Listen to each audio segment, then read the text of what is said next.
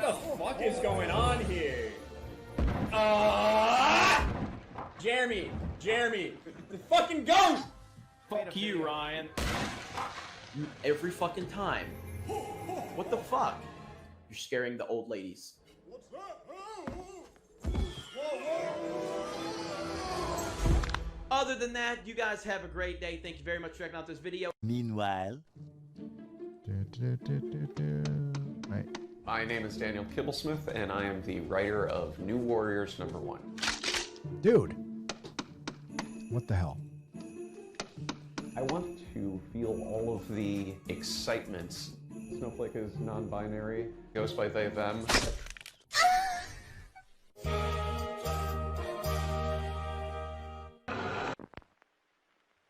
Nerdrotic.com.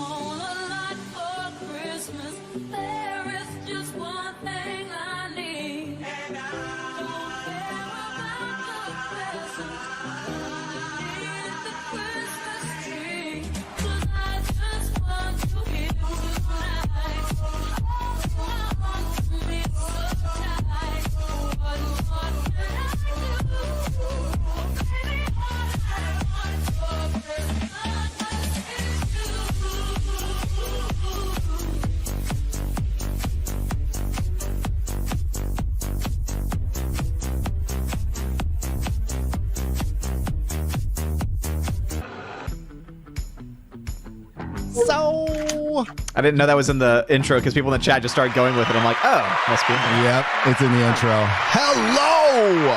Ho, ho, ho. Who are you calling a hoe? Welcome to Friday Night Tights. Christmas special edition. Little baby Yoda or little baby Jesus? What are we going to talk about? Maybe both of them, maybe none of them. My name is Gary Beekler. I come to you from Nerdrotic.com. I am live in San Diego County, the wonderful winter wonderland of 72 degrees, partly cloudy skies. And we are here to do a short version, not a usual 5 or 6 hour version of Friday Night Tights to keep you all company. So let's go around the horn because not everybody can stay here the whole time because they got to spend time with their families. I'm kind of disappointed with their commitment to the show, but whatever. We'll start out with new dad. Who probably bought your son a bunch of presents that what are they going to do? Pee on them, poop on them? I'm not really sure at this point. Chew on them? Did you even bother wrapping them? We got practical gifts this year. Oh, that's good. What Like you more get? pacifiers. Diapers.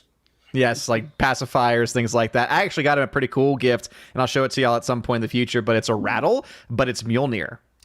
Oh, yes. Nice. And it has the whoever said be worthy, and then on the back it says his name is worthy. Oh, I like Yes. that. I like that. Yeah. Just no expectations on the kid at all. Just lay it on him. Yeah. I expect greatness from you, son. Are you going to make him count rocks? That's what Odin Maybe does. one day. You have to but yeah, count. I'll be on for the next about 35 minutes because we're going to try and have dinner together. So. All right. Yeah. Cool. Well, we've got we're going to have people here or it's just going to be me at some point. It's okay. It's fine. I appreciate you guys really being here at all. So this is cool. It's fun. Ryan, hello. Happy What's Christmas. going on, Gary? You know, you asked the question, are we here to celebrate Baby Yoda or Baby Jesus? Well, spoiler alert, they both end up dead. Enjoy that Jedi Temple while you can. Baby Yoda before Kylo cuts your head off, because that is what's going to happen eventually. But Merry Christmas, everyone. Merry Christmas, Ryan. A very Ryan-like intro. You bastard. I expected nothing less. Then, Remember a long time ago in a galaxy far, far away, Gary, where we met Ryan? We're like, he's a really respectable guy. really soft-spoken. nice. And very knowledgeable. I'm like, Yeah. God, this kid might do something. Did not know we were what we were unleashing on the internet. I tricked everyone. It worked. That's a trap. Center square is Thomas. Hi, Tom. It feels like so long since I last spoke to you. I have not seen you in forever. I know. I've missed you. And I've missed Az so much. But you should do this right, Gary. Live from no less than 7 different locations throughout the United States and the world. You hear me, Az? It's Friday Night Tights Christmas special. Thank you. Thank you. Thank you very much. Hi. Live via internet, not satellite. As clapping right there was a live action version of what Patty Jenkins looked like while writing the script. With a crayon in her ear. In our bags. Don't get ahead of ourselves. We got to introduce everybody else. Yes, there is a movie that was released today, and we will be talking about it. We will be spoiling it and hopefully saving you a couple of hours of your time. Hello, Az. Hi. Hello. Wonder Woman is fucking shit. Spoiler. Fucking dog shit. Oh my. Okay. I'm done. Hi. Okay. Nice review. We'll just clip that out, and I think you can put it on your channel. It'll Put be that great. on the poster. This movie is absolute dog shit. As a Field versus Babyface. What was your coughing video got? What, 12, 15, 16,000 views? I don't know. I'm going to put cough. Let's see what cough. Let's put cough. How many did it end up getting? We needed to beat 10,000 in a week, didn't we? Yeah, we did. And it ended up doing well. I know that in 24 hours it got over 10,000. Yes. Oh, it's on 16 and a half. 16,500. Nice. Love YouTube. Nice. Quarter Black Garrett, welcome back. Hey, how's it going? Good afternoon and happy Christmas, everybody. I'm ready to slug it away after watching that shitty fucking movie. Oh my God, I didn't finish it. It was so fucking boring. It was. I'm sorry. I can't even. It was so boring. It was so boring that my 7-year-old daughter was like, I'm gonna go play. Like, not... And isn't that the core demographic for it too? Yeah, exactly. I'm gonna go pretend I'm Wonder Woman so I can actually see Wonder Woman in her own movie, which she really wasn't in. But nah, that's fine. I actually fell asleep during the middle action sequence with the with like the convoy. I was like, It just went on and on and on. There's a movie called Raiders of the Lost Ark that does it a lot better. Yeah. Oh yeah. Yeah. Welcome, Quarter Black Garrett. And we have the most humble man on the internet. Thanks, Steph. Above average, Jeremy from Geeks and Gamers. Merry Christmas. Far more above. The only disappointment I had during Wonder Woman is that I told the guys this is I had to watch it with my family, so I couldn't fap during it while looking at Gal Gadot. That would have been the only enjoyment I could find out of this shit fuck of a movie.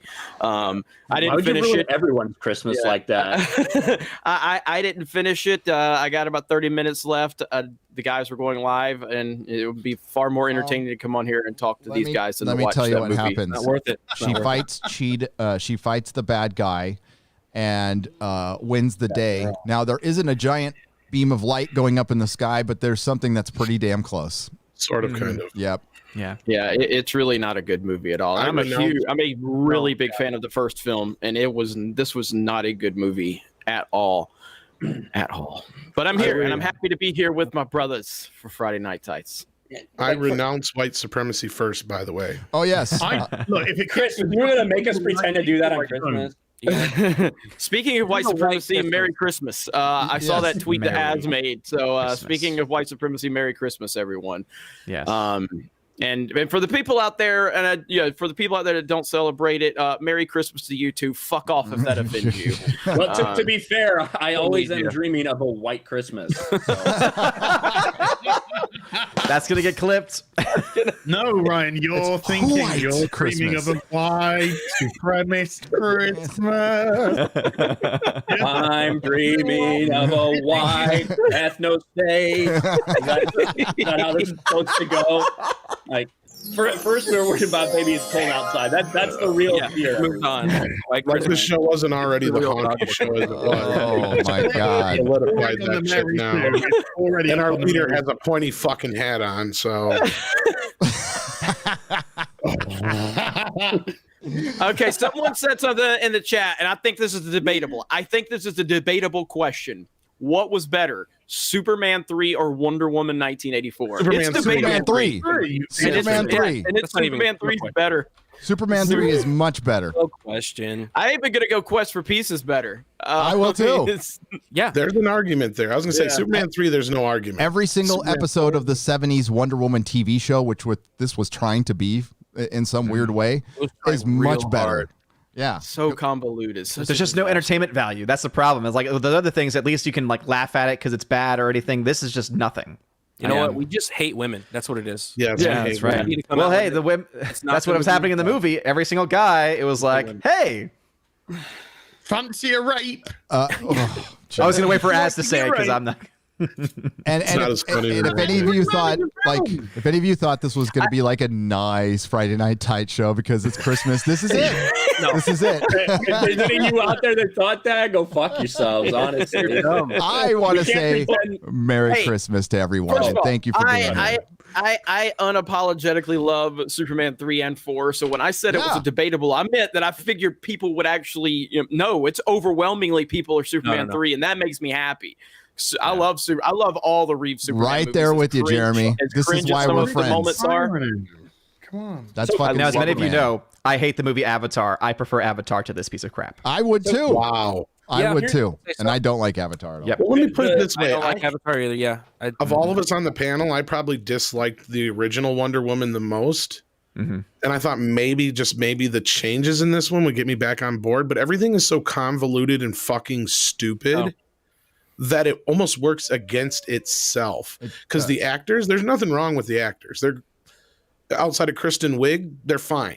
The plot is the problem. The writing. Yeah. The Yeah. writing is writing the is problem. horrendous. You know, The what script. the problem is that this Special effects. well, the problem is That's this movie true. never should have happened. This movie was never planned, never intended for. We were supposed to have Wonder Woman, and that was supposed to help us understand where Wonder Woman came from and why she showed up in Batman v Superman. That's it. Yep. But then this movie, they're like, wow, that made $1 billion.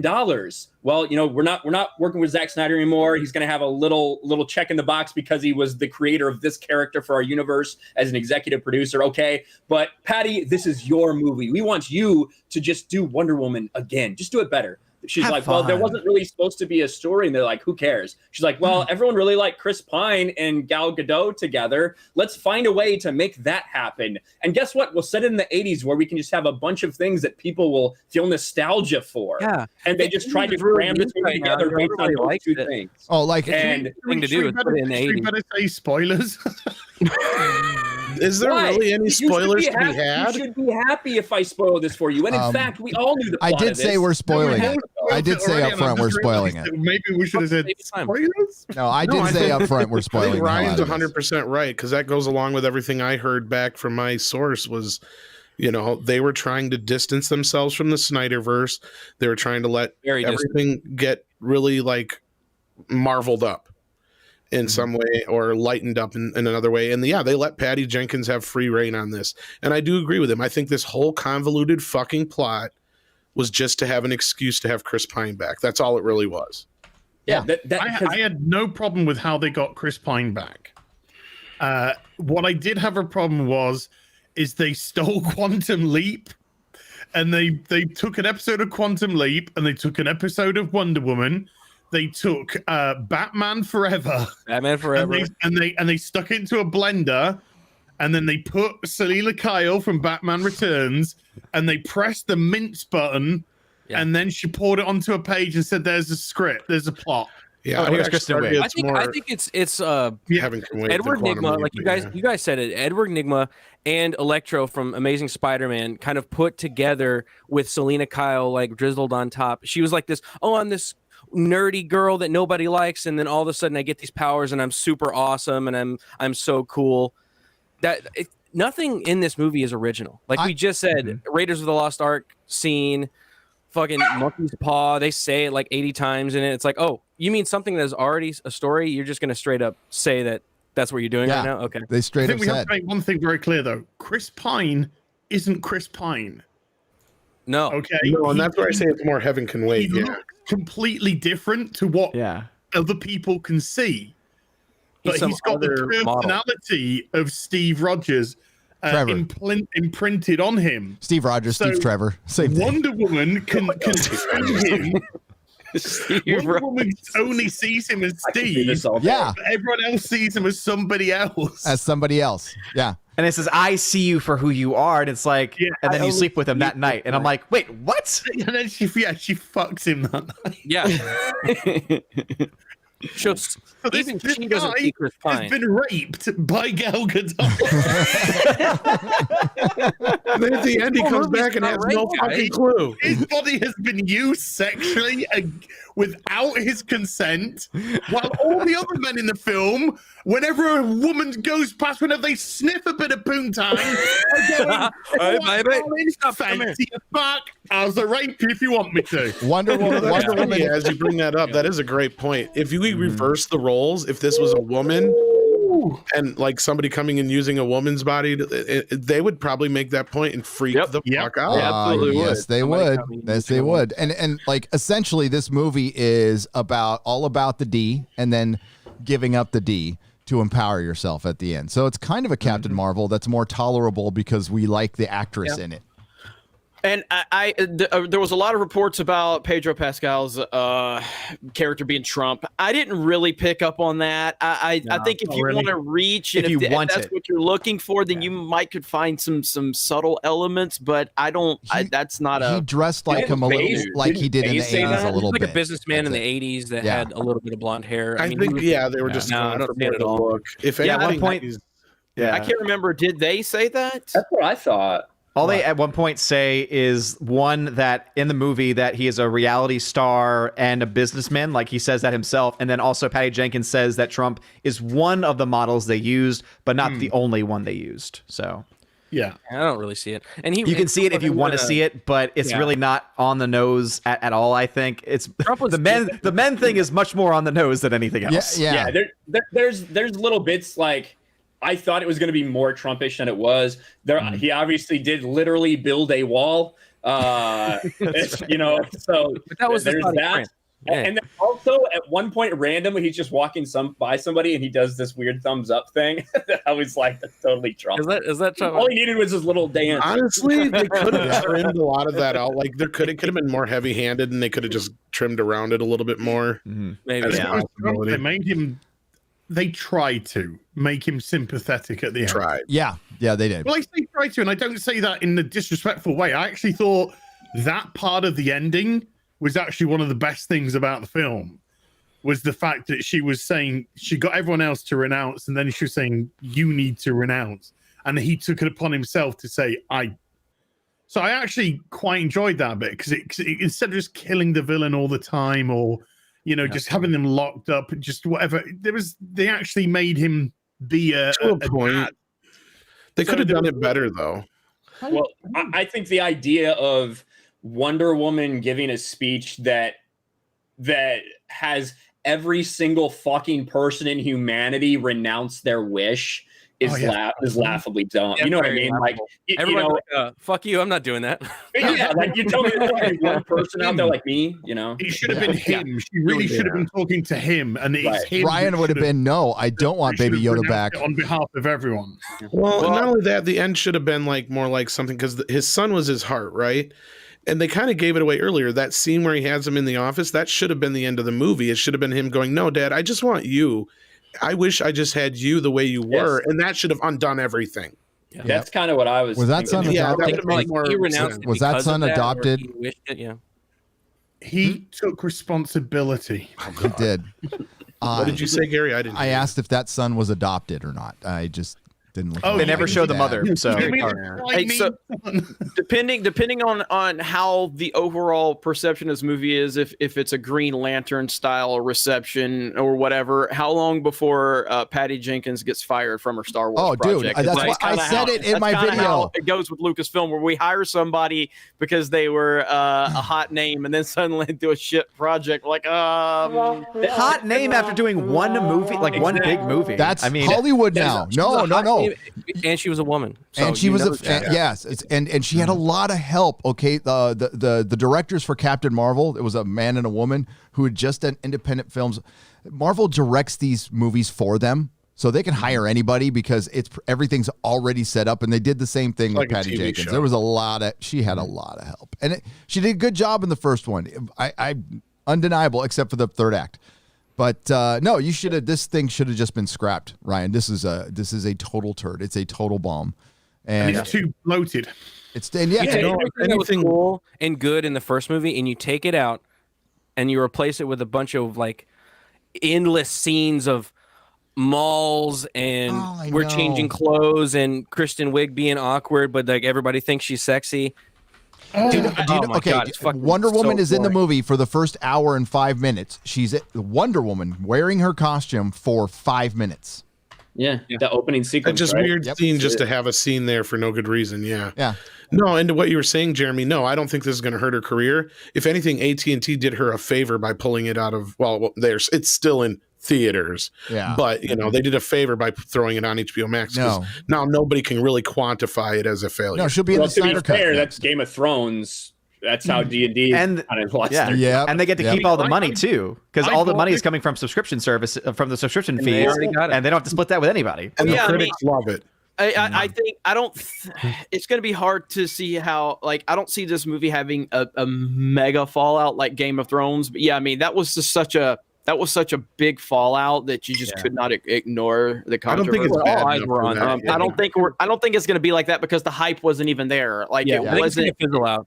Yeah, there was a lot of people that weren't looking forward to this based on a lot of the things we had already heard about it. So the expectations going into this, people had low expectations already. But yeah, it seems like, I mean, if you look at the DCEU, which is just a clusterfuck of vision and quality, and this is definitely going to be down there with your Birds of Prey. And I mean, me personally, I put Batman for Superman down there too with them. I think that's just as shitty of a movie as this one. But then you have movies like Aquaman, which feels like a Marvel movie. Then you have, Man of And Steel, which Shazam. I think is probably like the Shazam. best, the most widely well-received movie outside of Wonder Woman. Which one? But, Sorry. Shazam was pretty well received. Man of Steel was, I'd say, is the most well received outside of probably Wonder Woman. I don't think Aquaman has that like next level appeal because Jason Momoa and all these women went to go see the movie and it did like 1.2 billion, which is fine. But it was a Marvel style movie. All of these DC movies have no vision. They're all over the fucking place. Whoa. Zack Snyder has a vision. You cannot deny that. No. But I'm saying, but his vision is supposed to be within another world with all these other visions, and none of it matches up. Oh, no, now it doesn't match up But at all. he- This Because totally it's Warner Brothers. Right. And, hey, Yeah. Jar Jar Abrams. He's in the background. Jar Jar Abrams is behind that because his wife got rid of the studio head of Warner Brothers, so he would sign that contract, and that was the guy who brought it. Oh, that was the guy who brought in the Joker. That's the guy who brought in Snyder, and he got freaking Me Too'd right out of the building from Mrs. Jar Jar Abrams. So, yeah, you got that to think. And he's going to be doing a Superman movie. And then you have the Joker, which is not even part of the DCEU, which is the best movie in the DCEU by a mile, but it's not even in the structure of the DCEU. It's just a mess. And Ryan, okay, do you guys know what that studio head did, by the way, to get Me Too'd? He slept with an actress. Yeah, and Horrible. What studio head had consensually. Consensual sex with an actress. He was the inspiration for every man in Wonder Woman 2. Shit, right? You know, Go down, babe. the problem is even with Zack Snyder, even when he does obviously have a pretty clear vision. He got 1.5 movies basically. Yeah. You know what I mean? So, and Patty Jenkins actually talked recently about the third act of Wonder Woman, the one that everybody kind of hates because it just ends with this big battle against Ares, where she said that was a studio mandate, that they had planned something else. And the studio mandated basically this enormous battle kind of at the end. And they didn't have the budget or the time for it, but the studio wanted that in there. You could tell. It showed. And, Can we just say right at the end, though, it's right at the end of the film where Kristen Wiig is in her makeup, and they have actually a close up of her in a cheetah makeup. I just thought, oh my god, that is the front cover of my first face painting kit. Yeah, and it makes you 10 years older too. Fucking poor. I just laughed. Yeah. I laughed. Let's get some was airbrush. like, It's Batman. It's Batman and Robin level. It's that bad. Only it's not funny. Like Batman and Robin is hilariously bad. This is one where it's like, don't ever waste your time on it ever again. boring. And for those that haven't watched it, don't waste your time on it at all. And I the mean, CG is there's some really bad Well, all the moments. leaks Yeah. are true, guys. Please don't Schumacher had a tone. Yeah. yeah. And this movie was delayed. Well, I think we've all been able to look back on Batman and Robin and look at it differently than we did. I mean, it's easy to look back on it now and laugh about it. Back then, it was sexual fantasy. Yeah, but it was pretty cringe back in the day. But I even loved Batman Forever back in the day. But even Batman and Robin. But even That's still when I got to legit, Batman and Robin, I'm like, this is next level fucking terrible. But then you get removed from it. You get Nolan's trilogy. Then you can look back on that and like, this is a big meme. Yeah. So You know what's honest? She deserves better. There's scenes in this movie in Wonder Woman 84 that I'm just thinking about. You know, in Batman and Robin, there's these really bad sequences of wire work. That was the level of wire work going on in this movie. And now that I'm remembering, I'm like, wow, they are very similar in how poorly they were done. It's like Crouching Tiger, Hidden Dragon. Like people are just kind of floating through the air, floating around pillars, kicking each other, and they fly into a wall. Like it's so bad. The opening, literally the opening sequence, you see this. After you see little Wonder Woman running on Themyscira, the opening sequence when you go into this big arena is just like the worst CGI I could imagine, with somebody just swinging from her lasso, and it looks like no momentum, like nothing. Worse than Black Panther CGI. Yeah. No, it's like somebody was standing in a room and they just moved the action behind them. There was no muscle movement, nothing. It was a movie terrible. that's far better than this and far better than a lot of movies, but had an extremely low budget is Equilibrium, one of my favorite movies. And that had better fucking CG and its limited fucking budget than a lot of scenes in this movie. And that is a low bar because it's a great movie, but it was very low budget. And they use a lot more practical. They use a lot more practical effects in that one. So they did. Today I watched both of the Equalizer films with Denzel. Oh, nice. And they were the first one. The first Equalizer. The first one's great. Yeah. First really Equalizer. Second one not so good. Not as good as the first, but still a good little film. And I was thinking, right now I'm going to watch the $200 million Wonder Woman. By the way, I want to know where 110 million of that went. Yes. By the way. And it was like, I honestly could not believe this. It was so poor. Yeah. It's like the editing was fucking horrific. You have someone running a film. Patty Jenkins doesn't know what she's doing. Patty Jenkins doesn't know what she's doing. She is the one who not only is directing, but is like running the entire show. You know what I mean? Also, and she has no experience in something like this. She's a sitcom. How long did she have extra to work on this too? Because this film was delayed as well. Delayed, Right. You could do the reshoots they were planning on. Massive reshoots. And I feel, and anybody who was planning on going to see this in IMAX, be glad you didn't spend your money. There's one fucking IMAX scene in the beginning. It has some of the worst CGI I've seen.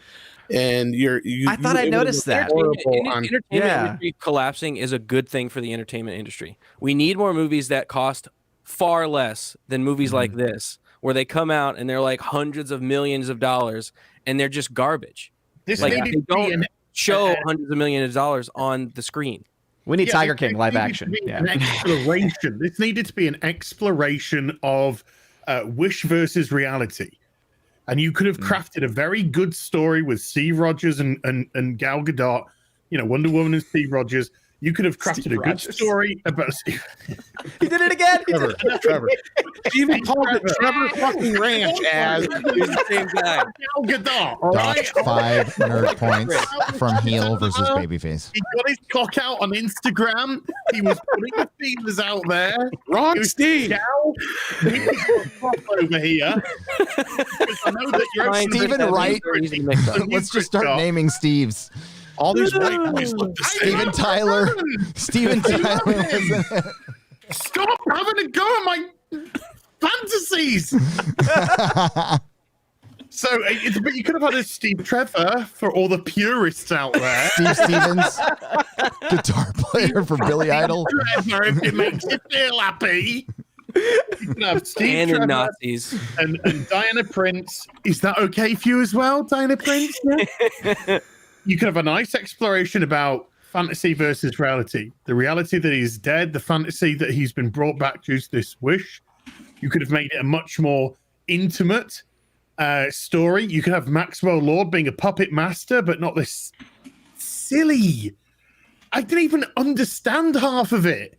When he was like, I want to be the wish crystal. And then suddenly he realizes that if you ask for a wish, he grants it, but he takes away from you. But that wasn't established when I didn't understand. Why were they taking a toll on his body?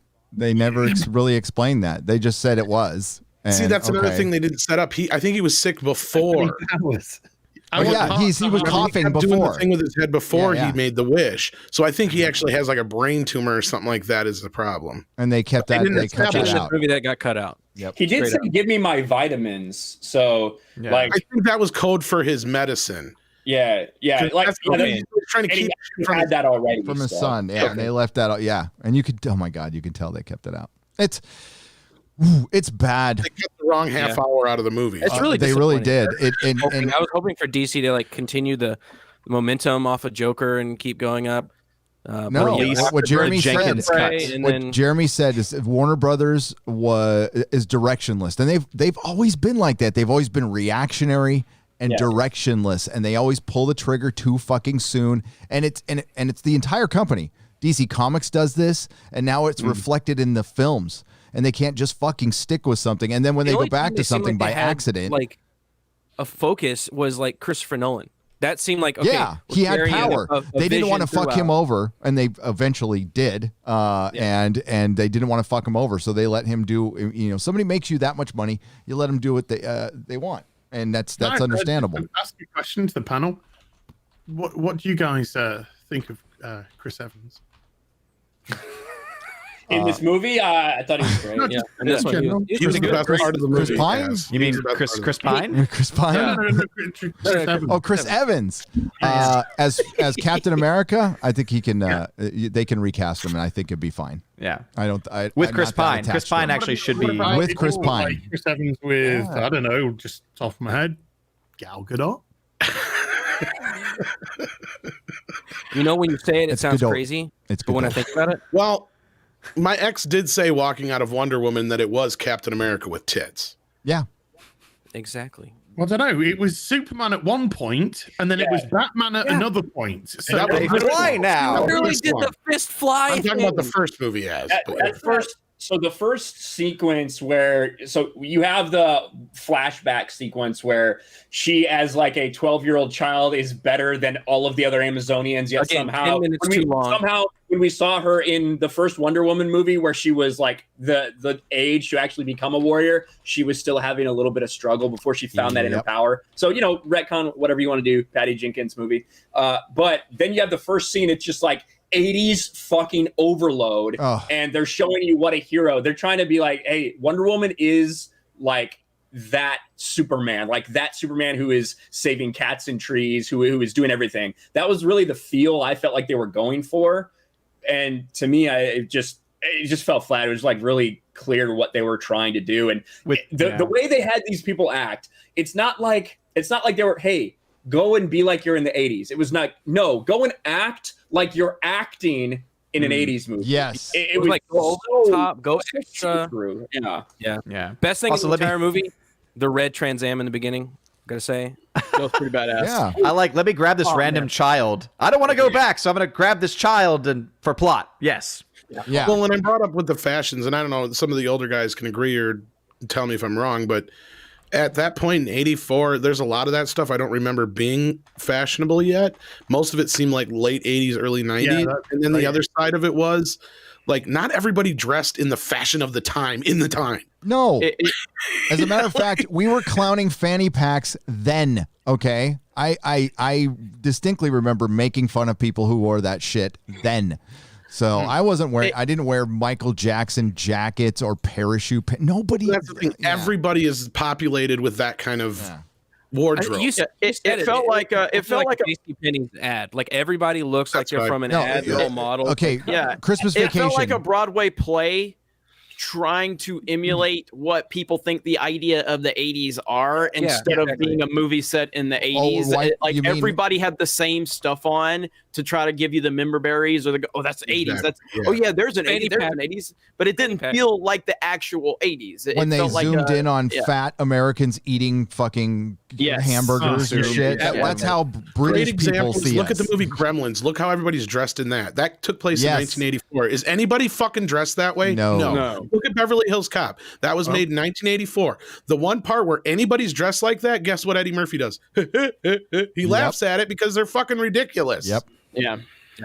Return of the Jedi. Is anyone dressed like that? No. Absolutely not. Cy Snoodles did have something like that on, but Gary, I've just shared a little breaking news. Breaking news. Hell, Back to the Future. I need a breaking news. I love this stream because nothing feels like it's Christmas.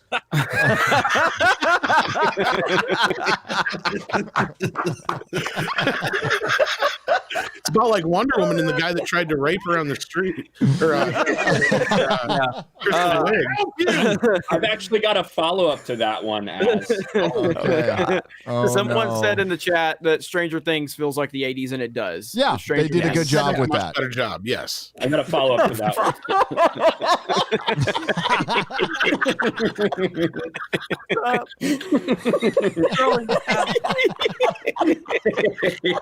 He fucked him to death.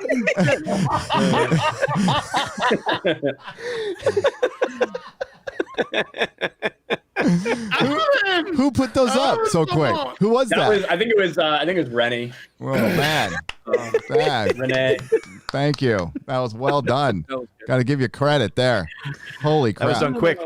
No, the daytime effect scenes were horrible. The lighting was like, it's sunlight and there's light behind her and then there's light in front of her. I don't know. I guess I'm the only guy who Dude, the lighting in the entire movie I feel was like really shit. Way They were off. walking down the mall in DC and it was pitch black outside except for the spotlight that was following them down I was like, what is this? Who liked the scene like this? It was very oddly lit. Incompetent. Maybe she remembered something her dad did with a light, self-illumination, and she farted something. Gary, actually, there is some new breaking news. 2 people found mercilessly laughing at Kathleen Kennedy. Look at George's face. He hasn't laughed that hard in a while. Wow. The last time I saw George laughing like that, I used it for a thumbnail and titled it Kathleen Kennedy, that he hated Kathleen Kennedy, and it got 300,000 views. So And now you got a new one to use. Yeah, you got 2. Keep fucking laughing, George. She said she wanted this part to go to Ray. Oh, but look how good Rosario looks right there. Oh, yeah. Yeah. Especially for age. Training day, dude. Training day. Damn. God, you sound like the men in Wonder Woman now. Oh, look at her. Well, I'm not saying, hey, baby, come here. Can I? I love it. Like a guy steals her cab. And what is that clip? Where Kristen Wiig is walking down the street. And there's like a whole load of guys on either side. Every fucking one of them is going, all right, darling, fancy a fuck, darling. Want me to help you with that, darling? No, but she wanted to be noticed. That was her wish. Yeah, exactly. No, but what's that clip we got? What's that clip we played a few months ago with that chick where she's like, "They warned us about you." They warned us about you. That right there, that is symbolic of Wonder Woman 1984 right there. Like just warning everybody about men and how evil. So bad. They're just here to rape everybody. And like the thing was, I did expect the movie to be woker than it was. It was quite rapey though. Like that was pretty much the only thing. It was very fucking over the top. Yeah. If they would have just stuck it to cat calls, because like women especially in the 80s got cat calls, like especially in New York, that shit happened. But they, it was like more like, "Woo, what's up?" whistling and shit, and it probably got really fucking old. Sure. Especially in the party scene, right? The party scene where people like a guy saying, "Oh hi, oh hey," like noticing some hot chick as she walks by. Like I don't really have a problem with that. It became when it was about literal rape. That's when it became an issue for me. Yeah, it's like every guy that hits feminist wish fulfillment. Yeah. It's some sad single woman with her cats going, "I wish I was hot. I wish people cared about me. I wish I was entertaining and interesting," and then she did it, and then she hates all the guys, and all the guys are like, "Oh, get over here, hot stuff, get over here," and then she beats the shit out of one of them. I really wish you hadn't said that, as I'm here on my own for Christmas and I'm stroking my cat. Hey, I gotta say awkward. You're who we were warned about. Democracy. Hey, but where's the trigger? Oh wait, what? That's not it. Hang on. Where are the others? Let's go. Where is it? You never give it to Good for you. That's how they painted. That's how they painted every man when he was hurting. He sounds like President Nixon as Batman.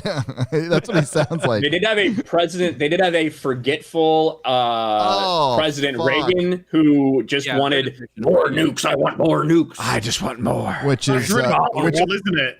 That's really topical in 2020. Reagan and his nukes. Who was like one of the most popular presidents of all time. Here, I believe this movie was written and directed by a certain person, Queen Brie Larson. Remember that tweet right there? I merely smiled at it, agent, and he asked for my phone number. To live life as a woman is to live on the defense. Oh, woe is you. If you're tired of living life as a woman, there's a couple options for you. Elliot Page. Elliot Call him up. It's not gonna be a gamer. Gotta get running. A toxic gamer. A toxic one. I love Nintendo. I gotta go have some dinner. So I love Nintendo. Merry Christmas, everybody. I love you so much. I love you. Merry Christmas, buddy. Best to the family. Thanks for being here, bud. I can't Goodbye, everybody. Love you. Have a Merry Christmas. See y'all next week. Bye, Odin. Bye. Later. I threw the link is out to somebody else. We'll see if they come in. They said they might. They might not. We don't know. Let's read a couple super chats. Polaris sucks for 2 Canadian pesos. Merry Christmas to you all. Cisco is the best captain. After Kirk, yes, that's fine because Picard has fallen off the list. As a matter of fact, Mercer is a better captain than fucking Picard now after he fucked his character. And imagine if Mark Hamill wrote The Last Jedi. That's what Picard Captain is. Crunch is a better captain. Captain, fuck you, damn straight. Damn straight. I honestly think Mark Hamill would have done better. Captain Wright is the better captain. Yep. God bless you. God bless you, merry gentlemen, and Merry Christmas from Matthew Anderson for $1.99. Bless you, sir, and thank you for being here. And for everybody who, thanks for the last night stream and stuff. And this goes double for today. Not everybody can be with family. And that's kind of why we're doing this, keep you company for a little while and you keep us company while we ignore our families. No, that's fine. Yeah, you're in the other room. I'm just here. Mine. Yeah. We got dinner cooking and this is a perfect time for me. Almost lost my dog today because Junior let her out. And the first thing she did was punched there's a fence, right? And there's a plank of wood. She just popped it out and then ran about a block and a half, but she's so fat because of COVID. She got tired and laid down. My dad got out too today, but he got cold. He's like, fuck this, it's cold. Yeah. He's like, no, I'm going to stay inside. And this guy feeds me. Scottish Will for £5. Merry Christmas, Gary, and the Friday Night Tights blokes and lassies. Say, what up, my knitters? 10 times really fast. Well, you gotta be careful with that. Man. Yeah, you got to be very careful with that. I can't say it fast because I'll mess it up. And then I'll get in trouble. You say crochets instead of knitters, and it's a whole problem. It's a massive problem. It's even worse. Oh, God. I can barely speak normally, much less trying to do that. You're so smart with that pipe there, Garrett. What? Nothing. Knitters. There. That's the best I can do. You're trying to get me in trouble, Scottish Will. Fastest you can go. Roger Haynes for... Try, hold on. What? He muted himself. No, I failed.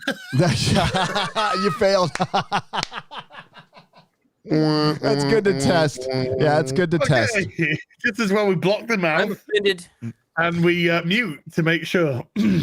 Jingle bells, Boba swells, Grogu ate some eggs. Emotions ran high when Luke dropped by, but is still Star Wars really saved? Disney Star Wars is saved. Merry Xmas Friday Night Tights. Thanks for this year. You guys got me through some lonely times working from home in isolations. All the best. Roger Haynes, thank you for the 50.69 Canadian pesos. Arriba. So yes, Disney Star Wars is not saved. No, Star Wars is dead. George Lucas's Star Wars died. Whatever date Star Wars, Disney Star Wars bought it. Lucasfilm bought it. It's McClunky. McClunky. CM Shazam, by the way, Shazam is a good DC film. I like it quite a bit. I own it. Yeah. $9.99. Merry Christmas, brothers and sisters of the Fandom Menace. May your days be merry and bright, and may all of your Christmases be We Denounce White Supremacy. I say we say renounce for the rest of the show because that's more powerful. Yeah, renounce. That's all it took Wonder Woman to give us 10 minutes. Did she just figure that out? She just figured it out. Yeah, she just figured it out. Okay. How? Because there was no setup that. No, I think like we were saying, the 40 minutes or 30 minutes that should have not been cut out were cut out, and the rest was left in that should have been cut out. So what do you think was cut out? All the setup with the son, all him, the whole idea that all they had to do was renounce it, because that's the thing is, Steve's having that long, speech about what you have to do. Like, so obviously they uncovered it at some point, and she was just avoiding it. They talked about that. It's sickness. Did they bring it up and I just missed it? That moment is the best part of the film with Steve and Wonder Woman when he's saying he is excellent in the film. He's good. He's crying. He said, "I can't say goodbye, can't." And he's like, "You don't have to, because I'm already gone." And it's just like, yeah. And then it's like it's the realization, and it's brilliant. And then it just drives her, and she just goes into fucking and then mode, and it's like, fly, bro. Chemistry is the best part of the film. Like the moment. Oh, sorry, Ryan. Well, sorry, I didn't mean to interrupt. I just that brought it up to me. I have this question. I didn't know. So in different iterations of comics, Wonder Woman has flight. Sometimes she doesn't. Yep. Obviously, we know that's why she needed a fucking invisible jet to get around. I know there was one point where she could kind of glide effectively and not just straight up flight. Is that what we're seeing here? Is that the power of being able to glide as opposed to straight fly? Falling with style, yeah. We can get Chris Evans. Well, we could do the Hitchhiker's Guide to the Galaxy. First movie, that kind of like glide jump. No, you could do the Hitchhiker's Guide to the Galaxy thing where it's the art of throwing it yourself at the ground and missing. That's fine. Yes. Yeah. Well, because fucking Uche, he loved Wonder Woman 84, and he was like, there was a cool Man of Steel scene. Are you kidding? No. Uche, put the ganja down for 24 hours. That's all I ask. Just 24 hours. Just put the sticky icky down, Just let it kind of run through your system a little bit. Hot boxing, okay? Yeah.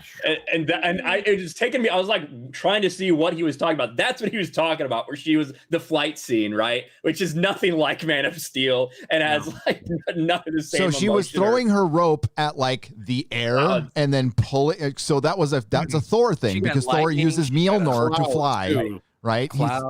Exactly. Thor and like. She's like Spider-Man in the old games where he just like shot webs into the dude, sky. yes, yeah. Just the webs are fucking stuck to anything. Yeah.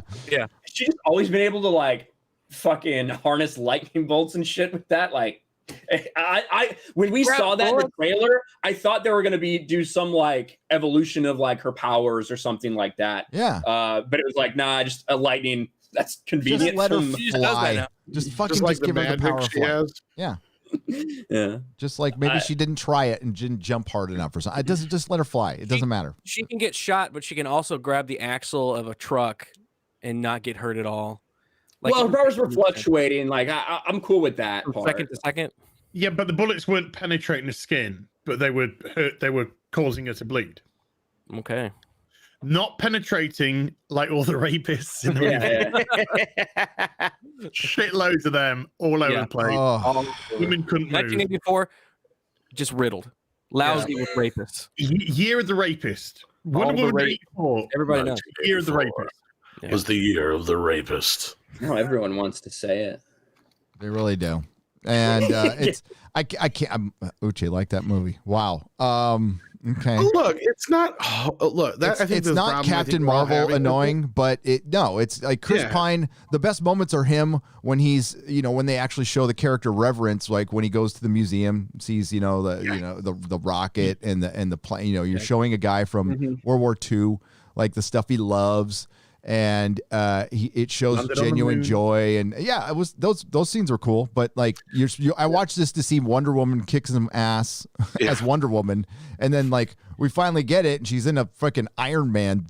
What the fuck suit? Where did she get that? Come outfit. Yeah, that was a weird fucking cut because they don't even show her go get the shit. No, she was flying in the air as Wonder Woman, and then she came down as the Golden Eagle. No, she was flying in the air. She heard a bunch of shit, and you got the impression that she was going to dive bomb towards the place. And she goes down, but she was clearly going to get the suit. That they cut out. Something edited out. Something that got cut out. That's from Alex Ross's and Mark Waid's Kingdom Come. Yeah. Yes, it is. Yeah.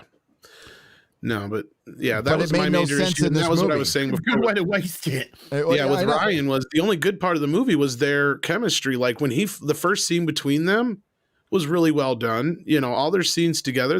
He's the best part of the movie. Just anything with Steve Rogers / Trevor in it is fantastic.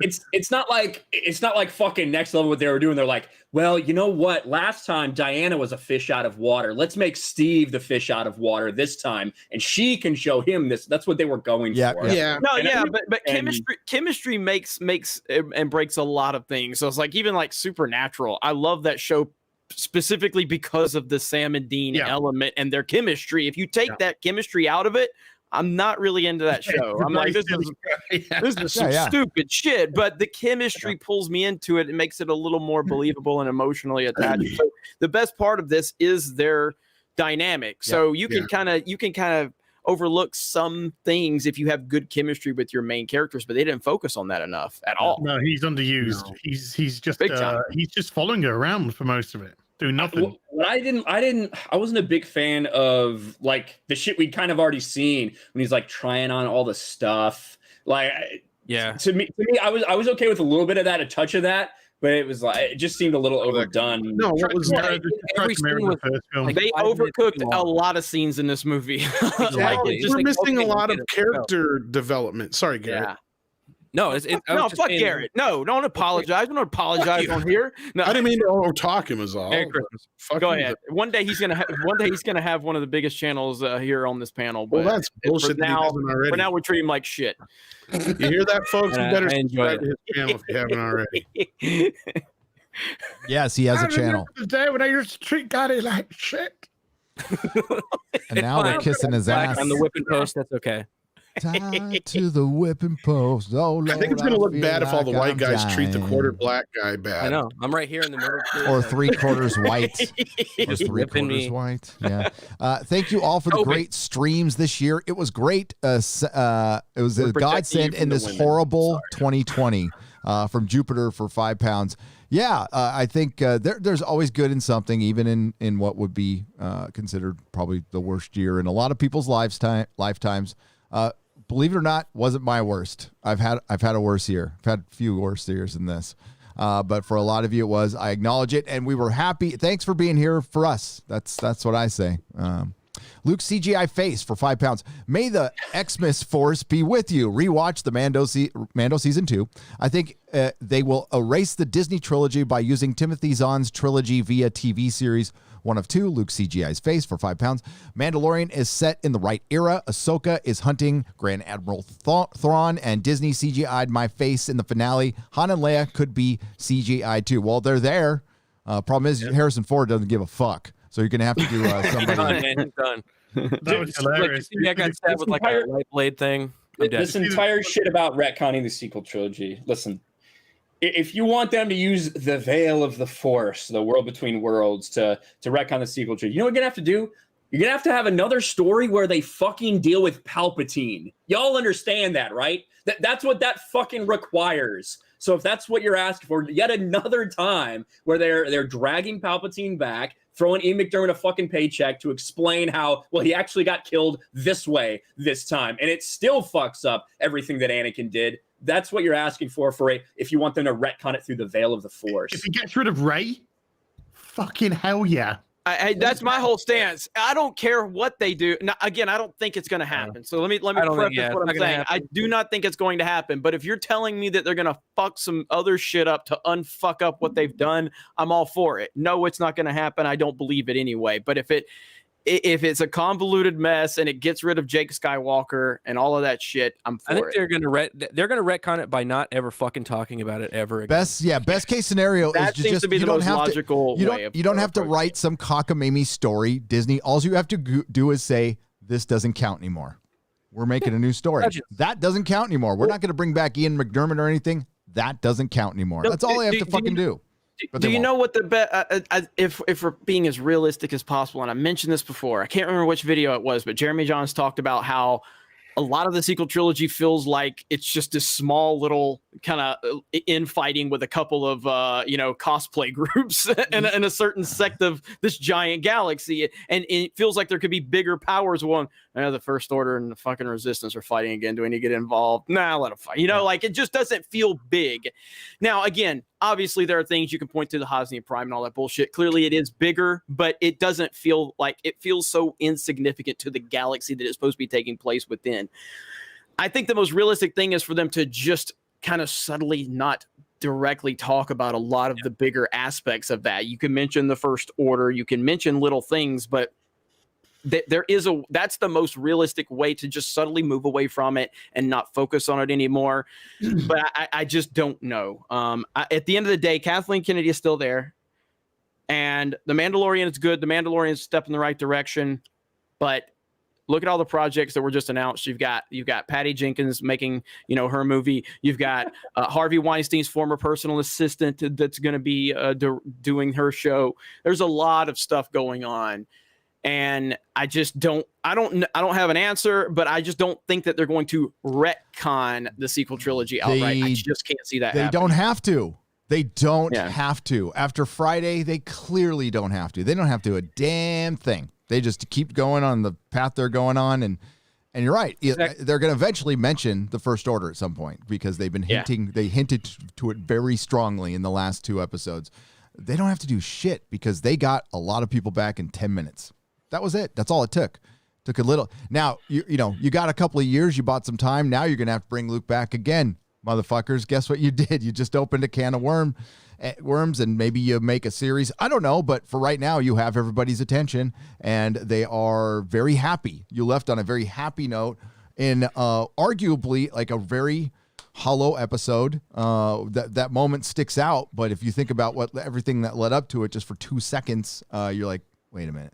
But it doesn't matter because emotionally it connected with people, and that's cool. but they don't have to do anything. Not Took a them like damn 8 thing. years, 8, 9 years. The problem is if they do a series of eventually, I would imagine someone's going to have an issue with the fucking lack of writing that they have all over the fucking place.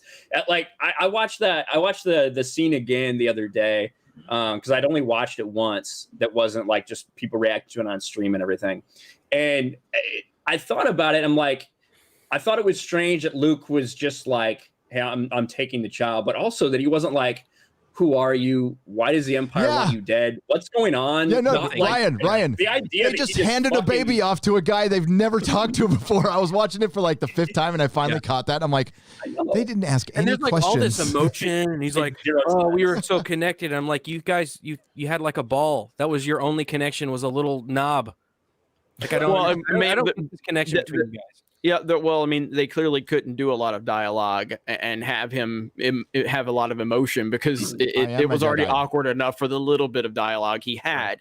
But people saying we had Luke back, we had the Luke Skywalker, his character back. It's like, is it in character for Luke Skywalker to just walk in, say, "Give me that baby," and leave? Like, you know, like that was my thing. Like, no, he doesn't. He said he'll protect the child till he dies. The baby, he comes. Yeah, he asked for permission. Like y'all are simplifying it way too much. There's problems, but you're oversimplifying it. You keep your Jedi weapon. You give me a baby. The scene made so many people happy. Cannot deny that. The baby wants to go with him. That's why he says, "Come here, little guy."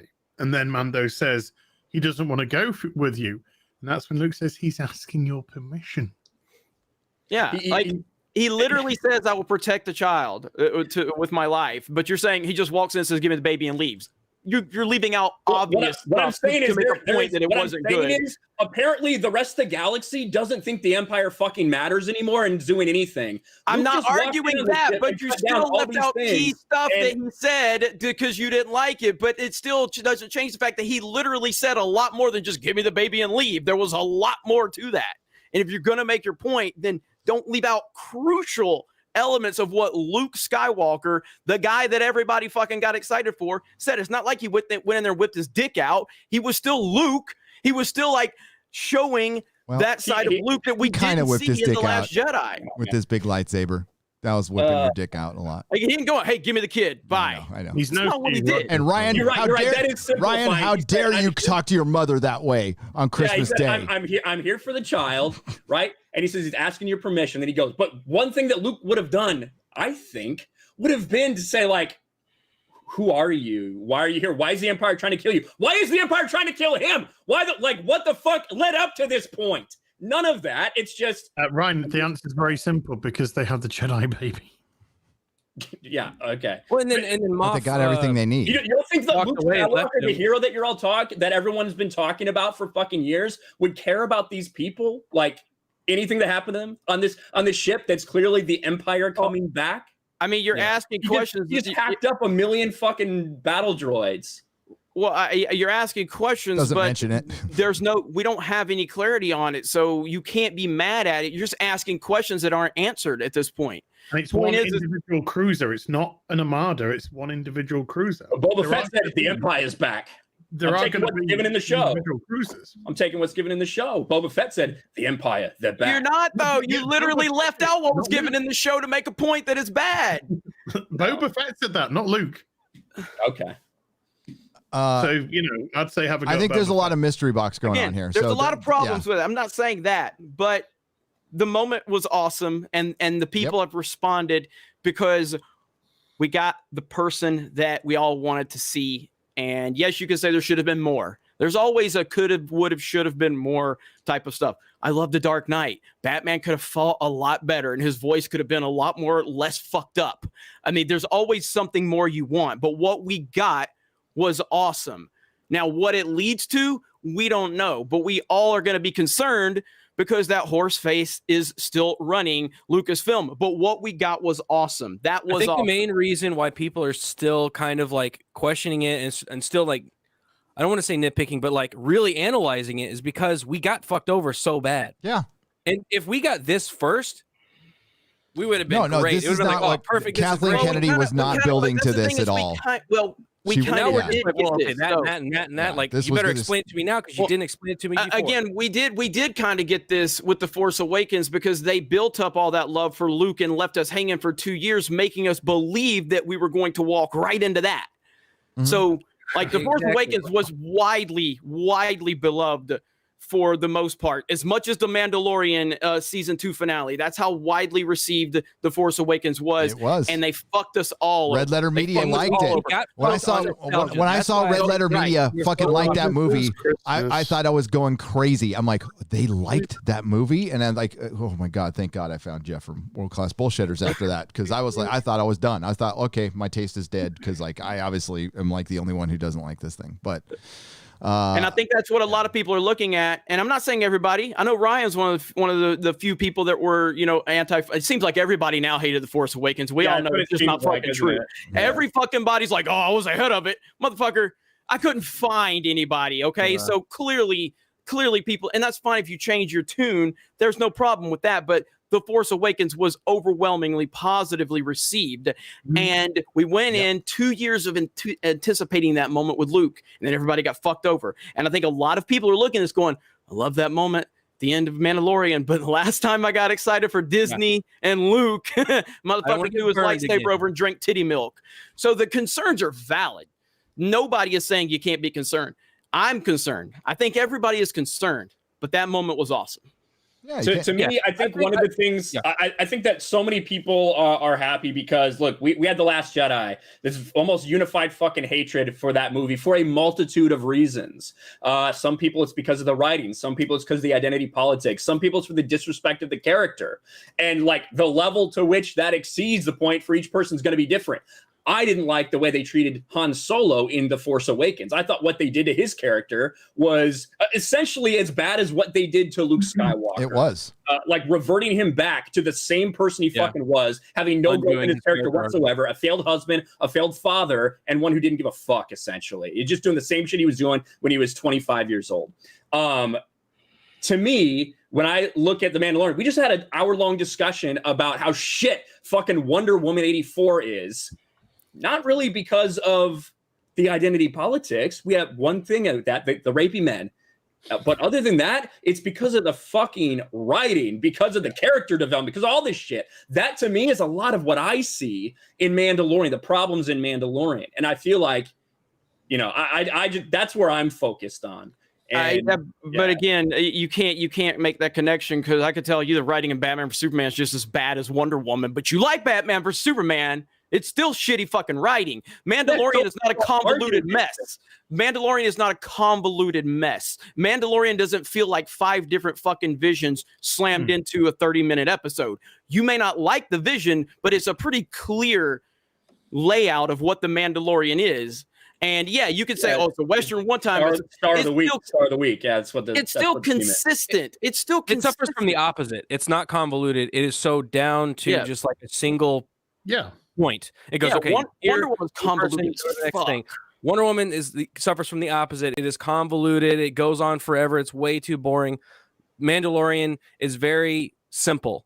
It's super simple. It's almost so simple. That's what Disney, Disney Star Wars needed that. They absolutely need it. I mean, it's too simple, but for me, and I think Ryan, the Bill Burr scene in the second to last episode is everything I wanted out of The Mandalorian. That one little scene. Right. That was fucking great. That's my most memorable scene from season 2.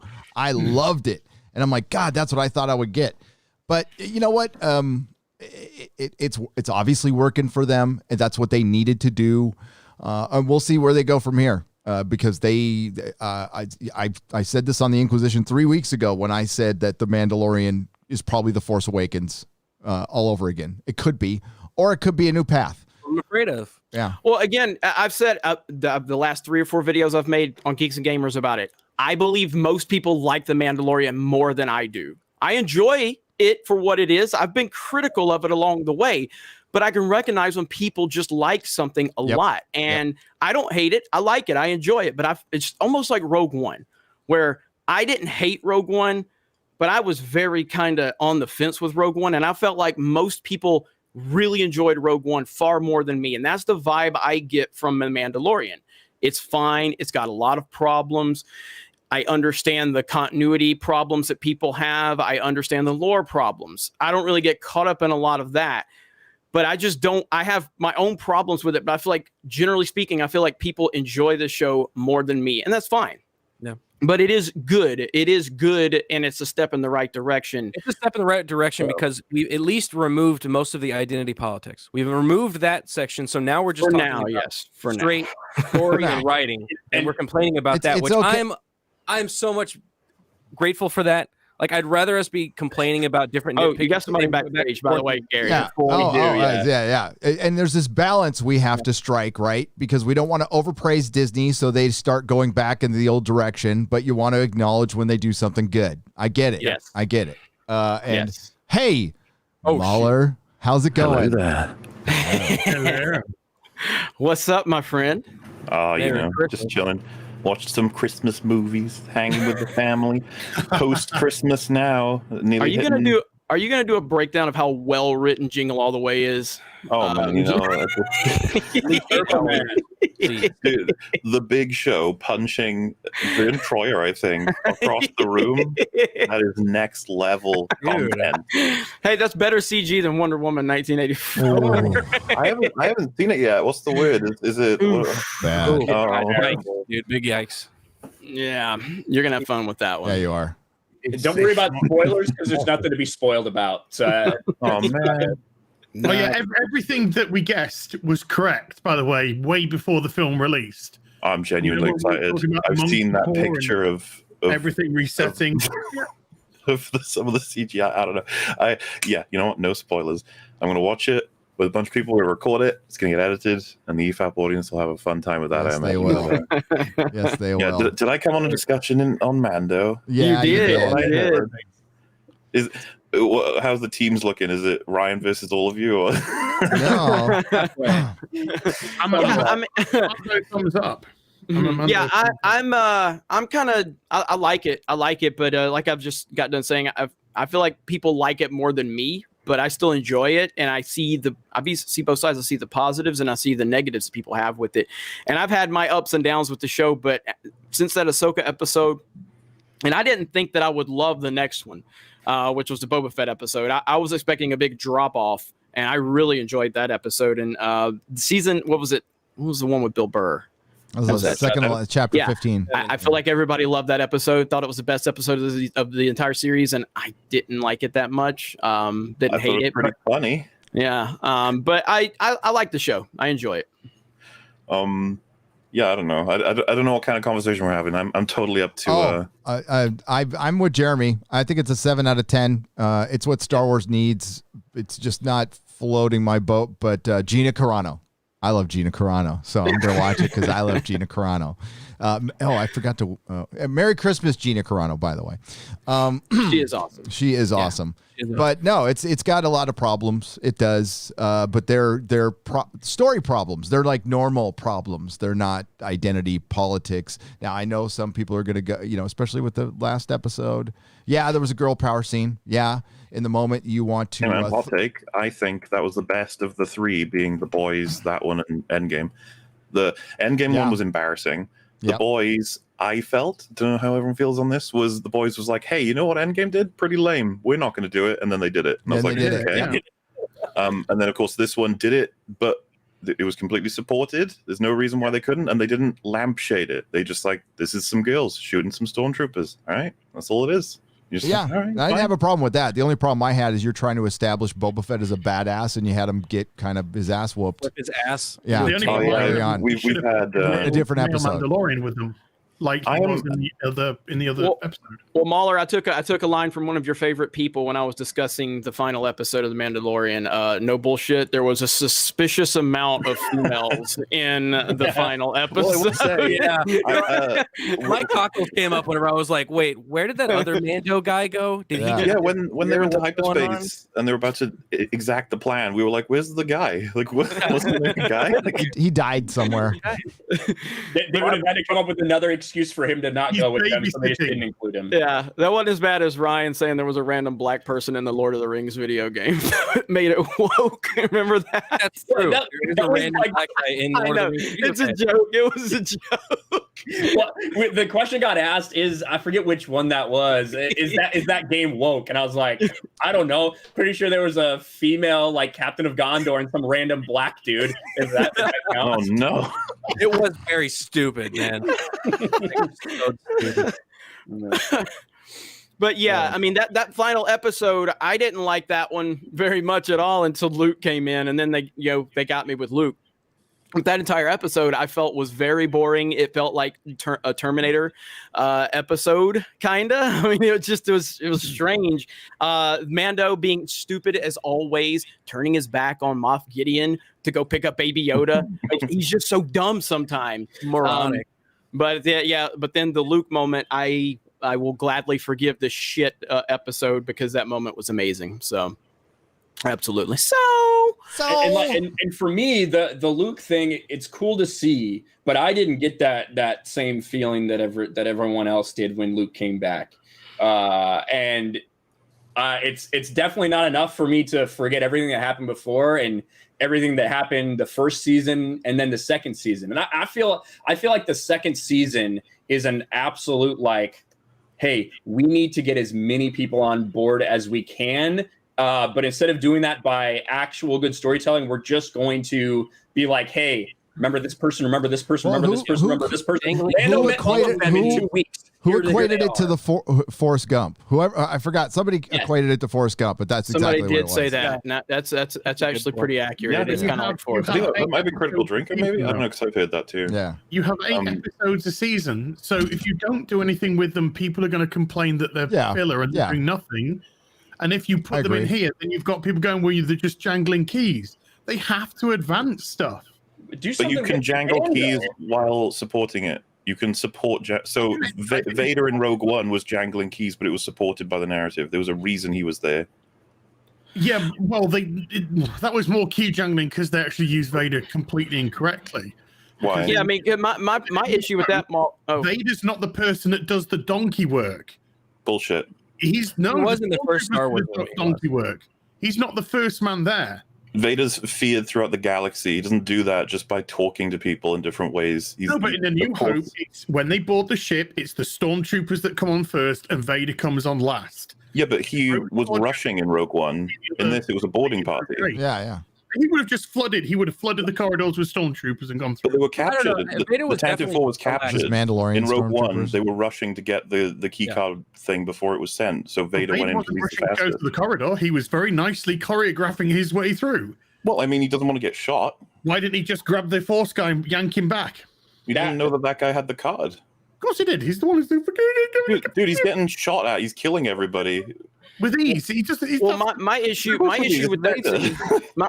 with that scene is how badass he is in that scene, and then just a little while later when he fights Obi-Wan, it just feels like a completely different person from a continuity standpoint. I don't want to tell you, like, it's just there's a bit of clunk to that fight in No, absolutely. Obi-Wan's also like 20 years older than he should be in the right, but you also got guys, saying, "Don't frighten us with your sorceress ways, Vader," and all that kind of crap, acting like he ain't all that in a bag of chips anymore like he used to be. And Script Doctor made a good point. Like, once we see him in A New Hope, or Star Wars as we used to call it when we were kids, he's in there, he's not doing the dirty work, but what he is doing is he gets up and close and personal with Antilles, and he's like, where the fuck are the plans?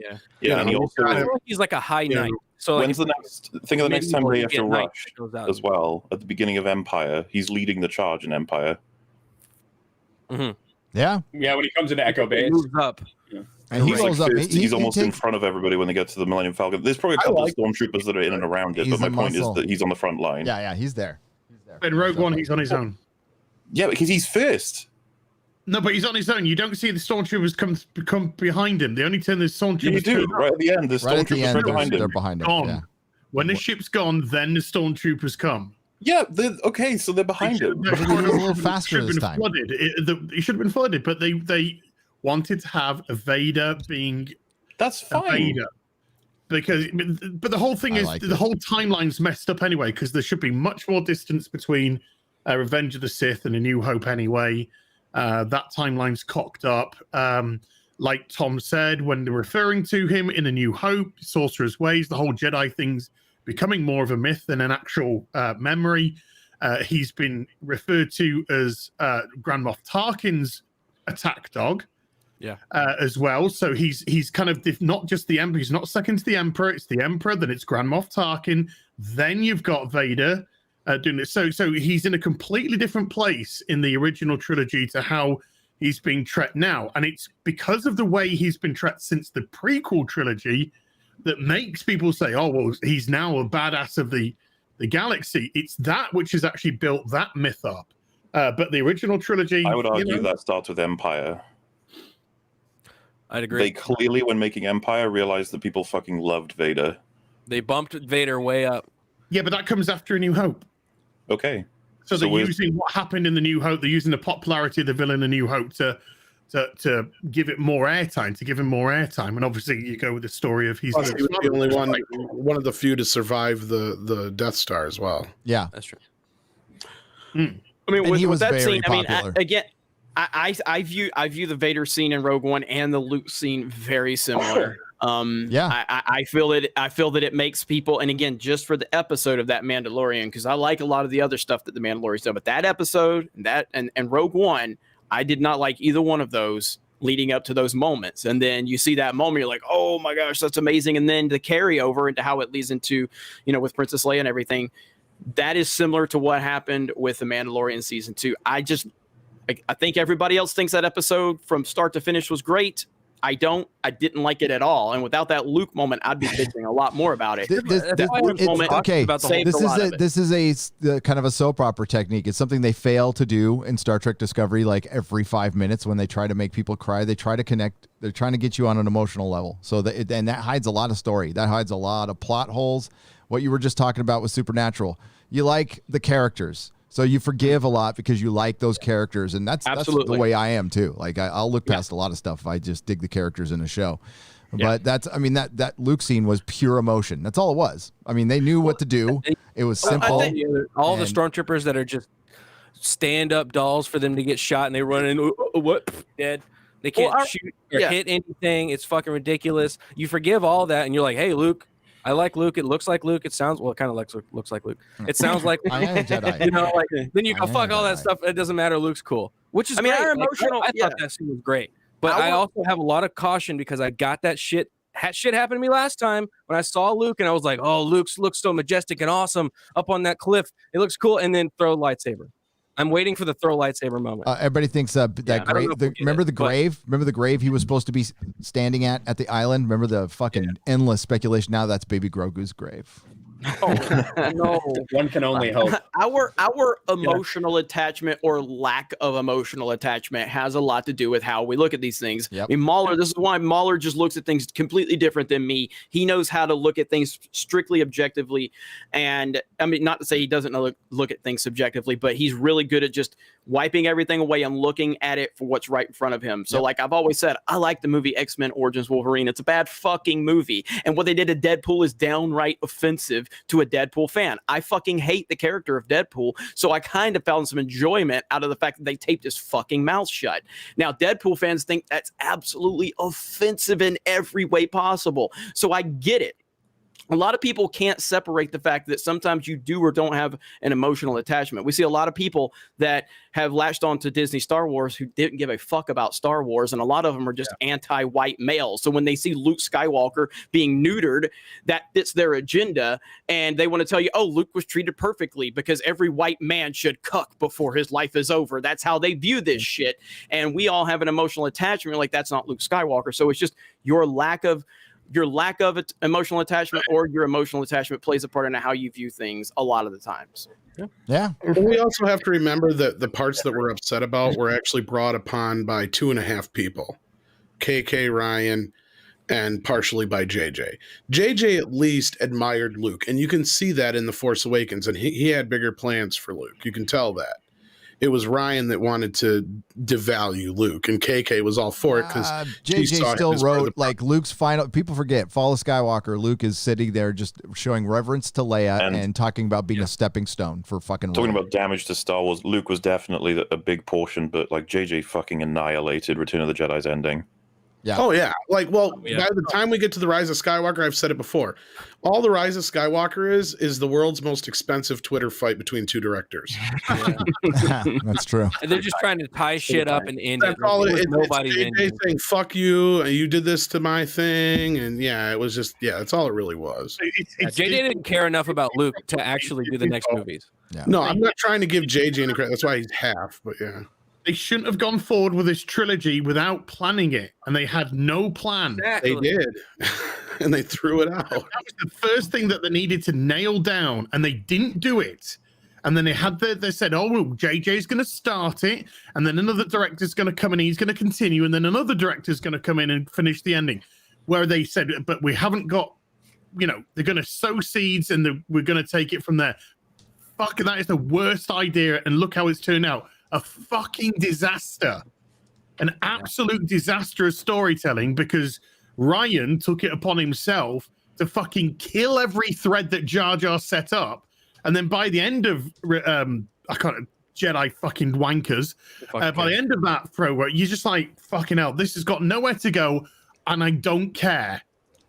Because Luke's been fucked up. All the rebels are dead. There's no Every single member of the trio is dead. Yeah, they all died. Yeah, Leia's died in real life, and Luke's dead in the show, and Han's dead in the show. Nobody wants to come and help them, and they've got 3 people and a fucking 2 robots. No one wants to come and help them until Lando just scrounges up the entire fucking galaxy to hyperspace. Every single ship. You take on that sort of property, you need to say, right, we need to work out a trilogy. This is where it's all going to flow. This is where it's all going to go. If you want to bring in different directors for each movie, fine.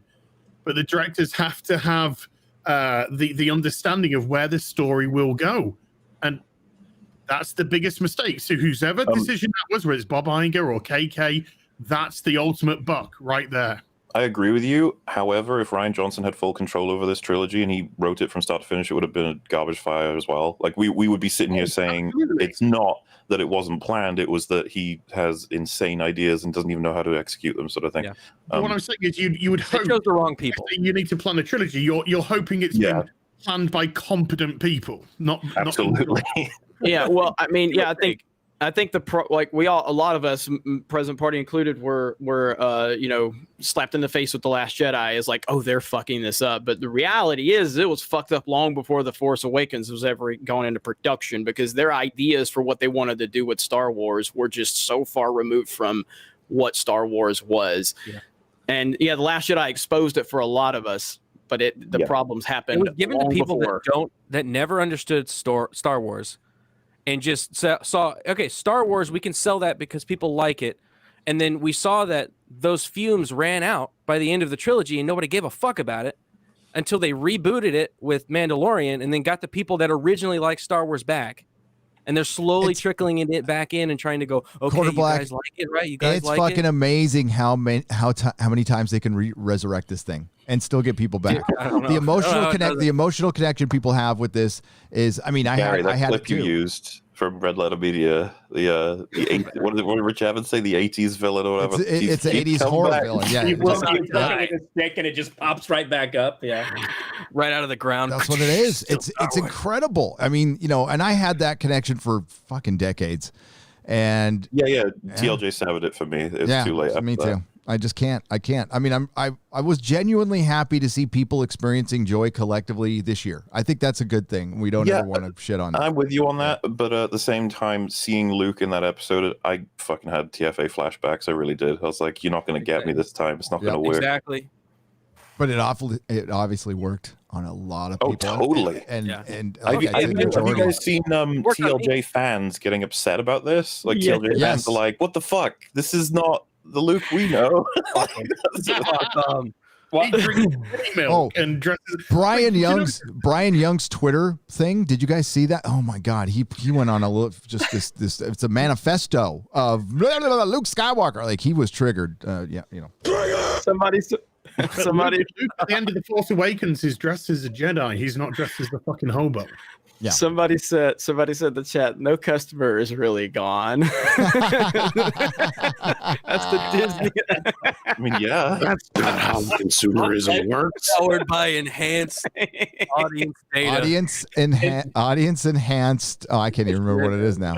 Audience driven, enhanced audience driven data. And that to me is what I see with like with the Luke Skywalker thing, because I think there's a lot of problems with The Last Jedi. When I laid him out before, aside from identity politics and the bullshit they said to the fans, a lot of it has to do with the care and the planning and the writing. And to me, I think what a lot of people just showed was like, well, all you need to do is give us Luke Skywalker like for a second, and we're good to go. We're back.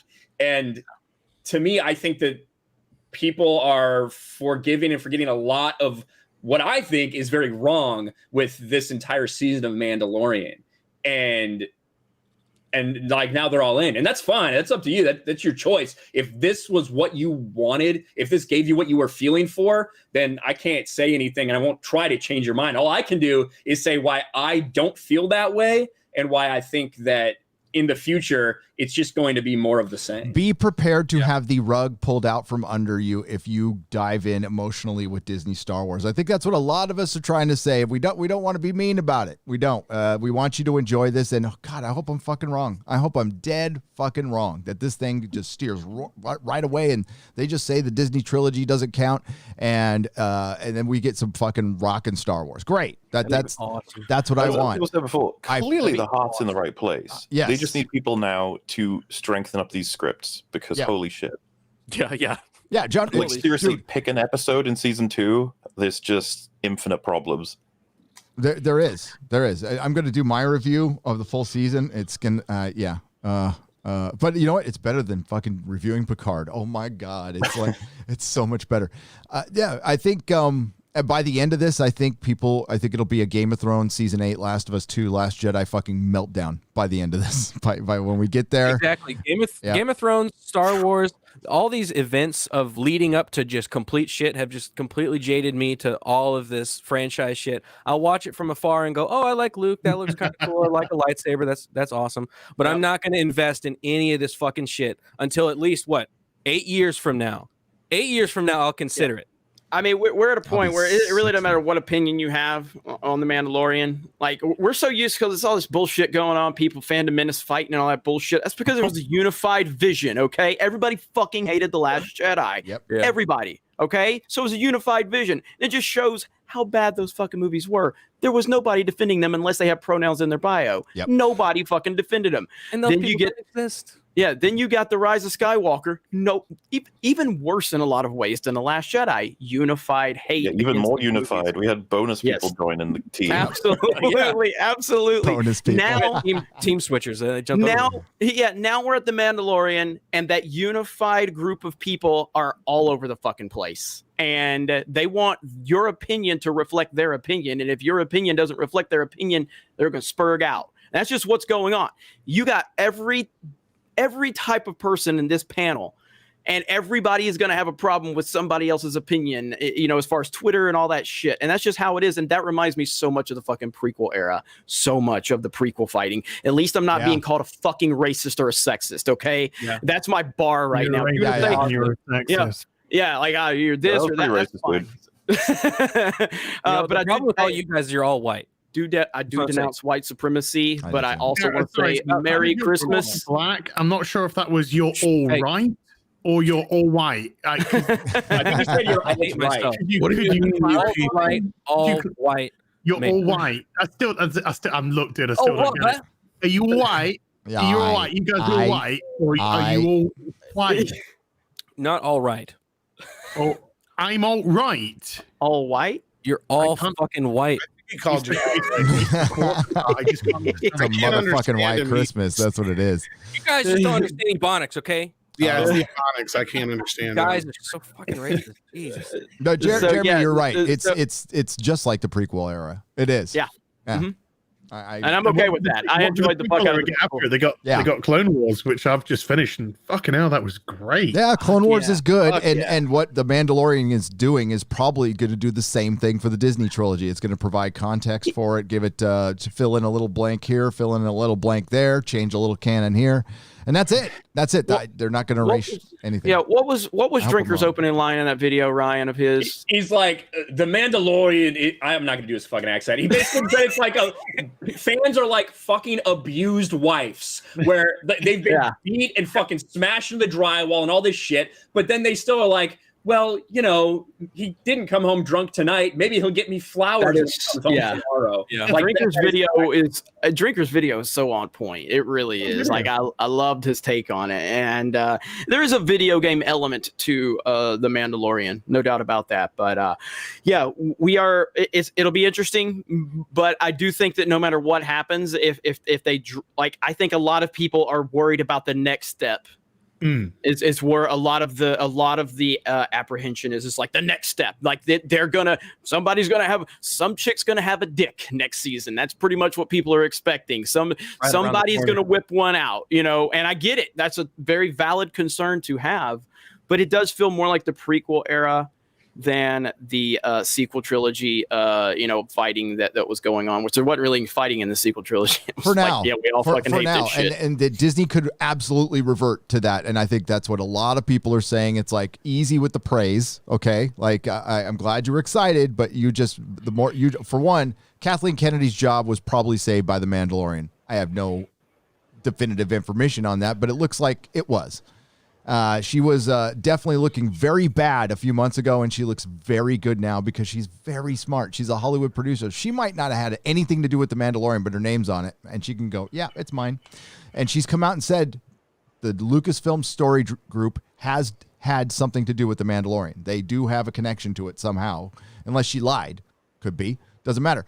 She's still here. Pablo Hidalgo's still here. Exclusive producer. Yeah. And she might not have anything to do with it, but it saved her ass. And it's because it was popular and people liked it. So in a way, the fans saved her job. So what? If they keep going in this direction and it goes against everything she was building before, because it does in some ways. But they could revert back so easy because they can. That's Hollywood. Hollywood starts. Look at Marvel. Look at the MCU. Look at how far where it started as a bunch of guys who knew a lot about comics got together and threw out this option of let's build a shared universe. Marvel, the company, took this huge chance, took this giant fucking loan from I think it was Merrill Lynch or something, and to the point if one of those movies had flopped, Merrill Lynch would have owned Captain America. They would have lost the rights to all of them, every bit of rights. And they took that risk, and it worked. And it barely worked because one movie didn't do as well. The Hulk didn't do as well, but thankfully Thor, Captain America did. And they built this almost natural thing slowly out of, they wanted to make money, but there was some passion behind it. And then Disney came in. Then Kevin Feige systematically gets rid of everyone around him. They're all gone, and now it's Kevin Feige's. And Tom and I were discussing this last night. Look at the Blu-ray covers for the MCU now. They look fucking terrible. This uniformity, like nobody's got their mask on. It looks like it might as well just say plain rap superhero movie. That's what it looks like now. That's what it's gone to. That's where Hollywood had. I mean, it was the golden goose with the MCU, and they are on the precipice of fucking that up beyond belief, because Hollywood sucks and they don't know any better. Yeah, I'm looking more forward to the Snyder Cut than I am anything by Marvel. You know who's the best part? And they're connected to both. Favreau. Yep. You know how much freaking style oozed out of that Iron Man movie? That first movie was the one that made everybody go, oh, wait, this shit can work. And then they went to the next movie. Then they went to the next movie. Then they went to the next one because that first movie had so much style. So that's what he's bringing into Star Wars. This guy directed Swingers, Elf. But I just hope he does really well. I like Favreau. Yeah, that's style. It makes everyone want to fucking drive an ice pick into their fucking I take everything back. He sucks. Who try to ignore that one from John? Yeah. Which I'm on the unpopular side of. I hated his Jungle Book as well. I fucking hated that movie. Everybody seems to love it, but I hated it. I didn't see it. I did not like that one at all. I already saw the animated version. I don't need to see another version. Oh, Yeah, by the way, I heard that. I heard our good friend, and I respect him and I like him. I love him. Jeff from World Class Bullshitters. He was talking to you, Tom, and he said Disney will never remake the original trilogy. He said that again out of reverence. This is Disney. They will remake the original trilogy. I promise you, it will happen in our lifetime. It's a fucking lock. The only way I would say that driven audience. The only way it wouldn't happen is if it's in the contract that they can't. Or if George never dies. If George never dies, maybe. Well, no, it's because I remember Hitchcock had a deal where they had to wait so many years before they could do any of his. Disney's not paying the authors that they are supposed to be paying right now. They don't get George fucking Lucas. Trust me, you guys, like I've said a million times, if they could release the unaltered versions of Star Wars, they would fucking do it because they know it would make them so much fucking money. So I believe that there's got to be some kind of stipulation there that George says, no, you cannot release the unspecial editions, and no, you cannot remake these until either such and such date or until the end of time, and that's probably in the contract. I imagine that's right, but as far as remaking them, they own it. They can do whatever they want. They can, and they can go back on anything they want. And by the way, after he dies, George the Saint, those writers who aren't getting paid, George the Saint can fucking step in and get those writers paid. So he either fucking knew about it when he signed the contract, or he's not doing anything about it. And these are people who work for him, who are friends with him. Who one of them wrote the fucking novel for Star Wars for him and let him put George's name on it when he had little to nothing to do with it. Alan Dean Foster, it's fucked up. That is fucked up, George. Helps sustain the franchise. Well, somebody just said it in the chat too, but it's like they're getting Chris Evans to do like a Buzz Lightyear prequel while Tim Allen is still here, which is absolutely the next level bullshit. That next level bullshit. Trevor, right? But yeah, I just there's no lot. Disney will do anything anything that can make money for them. They don't give a fuck about once anything. The well runs dry again, and the thing is, it depends on if movies open, but it would be better because they can remake it differently. They can do a TV series and start with the prequels, not just the original trilogy. They can start and they can call it another universe.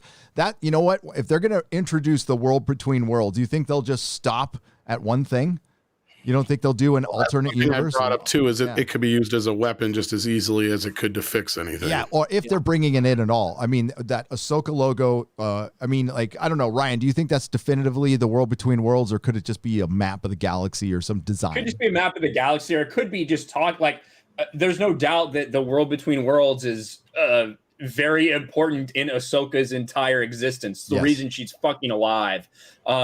So I don't think they are going to use Ahsoka to retcon the sequel to go back and do this like so many people are thinking. In the same way that I don't think this newest rumor that's out there about, oh, guys, this is just the first step in a plan to fix Luke Skywalker. We're not going to retcon it, but we're going to...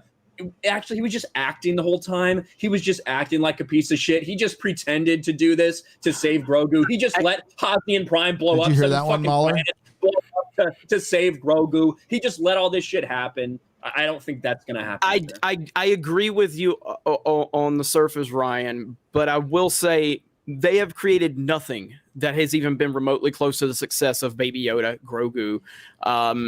That character can be the center point of the Star Wars universe moving forward. It could be the baby Jesus of Star Wars. Huh? It can be the baby Jesus of Star Wars. I like how Robert Rodriguez releases that clip today, and he called him Baby Yoda. He didn't even call him Grogu. I've never Robert Rodriguez is a flying fuck about Star Wars, right? To be honest. What's this? What is it's so tiny. Oh, this is that treatment. Yeah, I don't think this is real. I think it is, and I've had enough people that I've talked to that I think it is. I think JJ wrote it afterwards. Video. This released, a little bit after The Last Jedi, and recently since Doomcock's video, it's been getting a lot more attention. Yeah, it's been out there.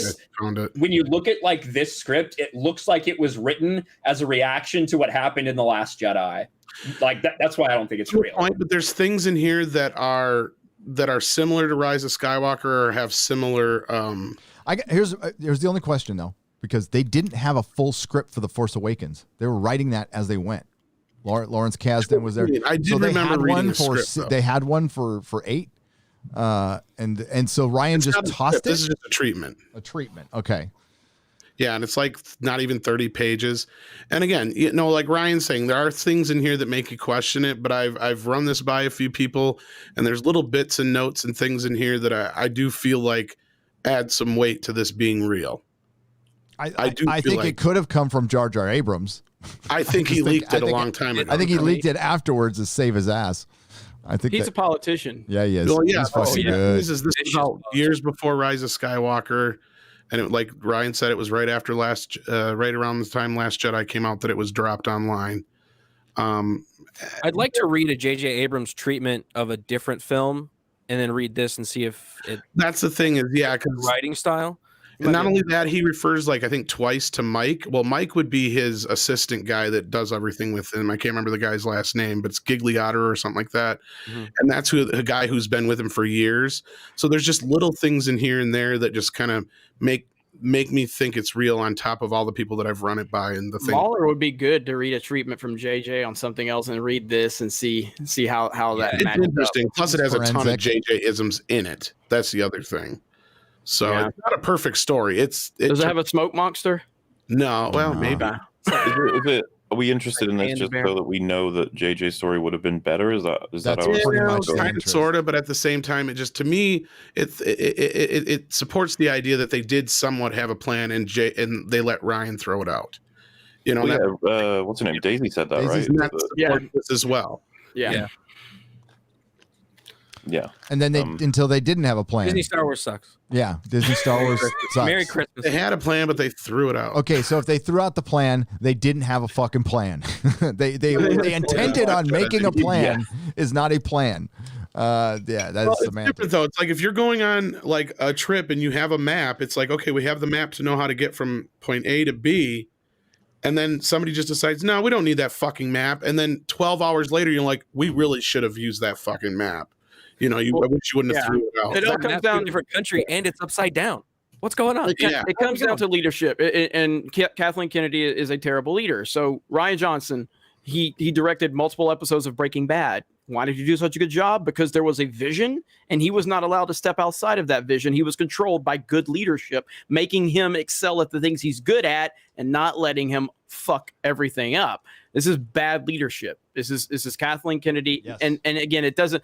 Last Jedi is not where it begins. So it's bad leadership from the beginning, and then even worse as it continues to progress. Just bad leadership. This is why she let Solo, which just so we're clear, Solo lost money. But Solo, 90% done before this bitch decides, hey, let me check out, see what's going on with this project. It's the same person who hired someone for not a movie. We're talking about a trilogy. Okay, she hired somebody for a fucking trilogy, and then fired him after hiring him, and then announced Ryan Johnson for a trilogy, and then never even talks about it again. Nope. This is the type of bad leadership that leads you to these decisions right here. Yeah. Don't forget D&D. Dan and Dave. Oh, yeah. No, that's what I'm talking about. That's she hired them for a trilogy, not a movie, a trilogy, and then fired them. She has fired more people than have actually gotten to make anything. Yeah. There. Yeah. And I think Gary and you and I had this conversation a long time ago. I think it was sometime after we got back from Vegas, because that's where we learned that Solo got to run for 88 days before they did anything. I think you and I both kind of think that maybe that had more to do with insurance, possibly. Like if they let it run for so long before they had to shit can them, then that's probably why they didn't lose so much money on Solo otherwise. Because they shot that movie twice. Yeah. So there's another, you know what? There's another cut out there of that movie. There's the Lord and Miller cut. And they went on to win an Academy Award later in the year. If there's a cut that doesn't have Lando butt fucking robots, I'd. If there's a cut where Solo can act in it, I'd be, That too. That ain't gonna happen. Where they get the other playing him, Anthony Ingruber instead. Yep. There's a cut where they don't just take every random thing that was said about Han Solo through 3 fucking movies and jam it all into one fucking movie that it all happened in this week. I'd like to see that. Who are you with? Nobody. I'm by myself. Solo then. Oh. Here's your life. Yeah, Here's your blaster. That's how you beat Chewie. Here's the Millennium Falcon. Also, there's Lando. Have we covered all the bases? Yes. Okay, we're done. Dice. Don't get the dice. Don't forget he In the started. dice. You see these dice? They're in there in the background for one scene. There you go. Yeah. Or should I say funded the rebellion at the beginning of the rebellion. I'm just glad we got Darth Maul standing up and igniting his lightsaber for no reason. Yeah. On a hologram. 70% of the audience having no idea why he's alive. There's going to be a Maul TV show. Give it time. Oh, yeah. It'll be called Maul. Yeah, that's coming. There you go. Well, that's Maul's well Mulder he's needs well to review it. fleshed out in the Clone Wars and Rebels. So Yeah. So, I mean, The Mandalorian could do the same for the Disney trilogy. Lady Greymaster, you're not supposed to be giving super chats. For $50 says, Merry Christmas, Jensen chat. You all have been an incredible blessing, particularly this year. I'm so thankful that this community is here for all of us. Such an awesome panel of guys. I'm so proud of this community who have had more of an impact on lives than you'll ever know. Yeah. Thank you, Lady Gravemaster. You're not supposed to. That is awesome. Thank you, Lady Gravemaster. Yeah. He does more producing than Kathleen Kennedy. Yeah. From one producer to another. There you go. There you go. You could have a Maul and Savage series. That could be interesting. Well, who's going to carry? I don't trust any of them is kind of where I'm going with it. I agree with you. I agree with you.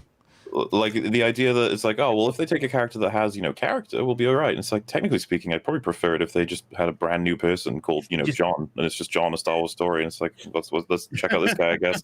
Maybe I'm the person who's waiting for the best of flowers, and I'm just going to get beaten up by my husband.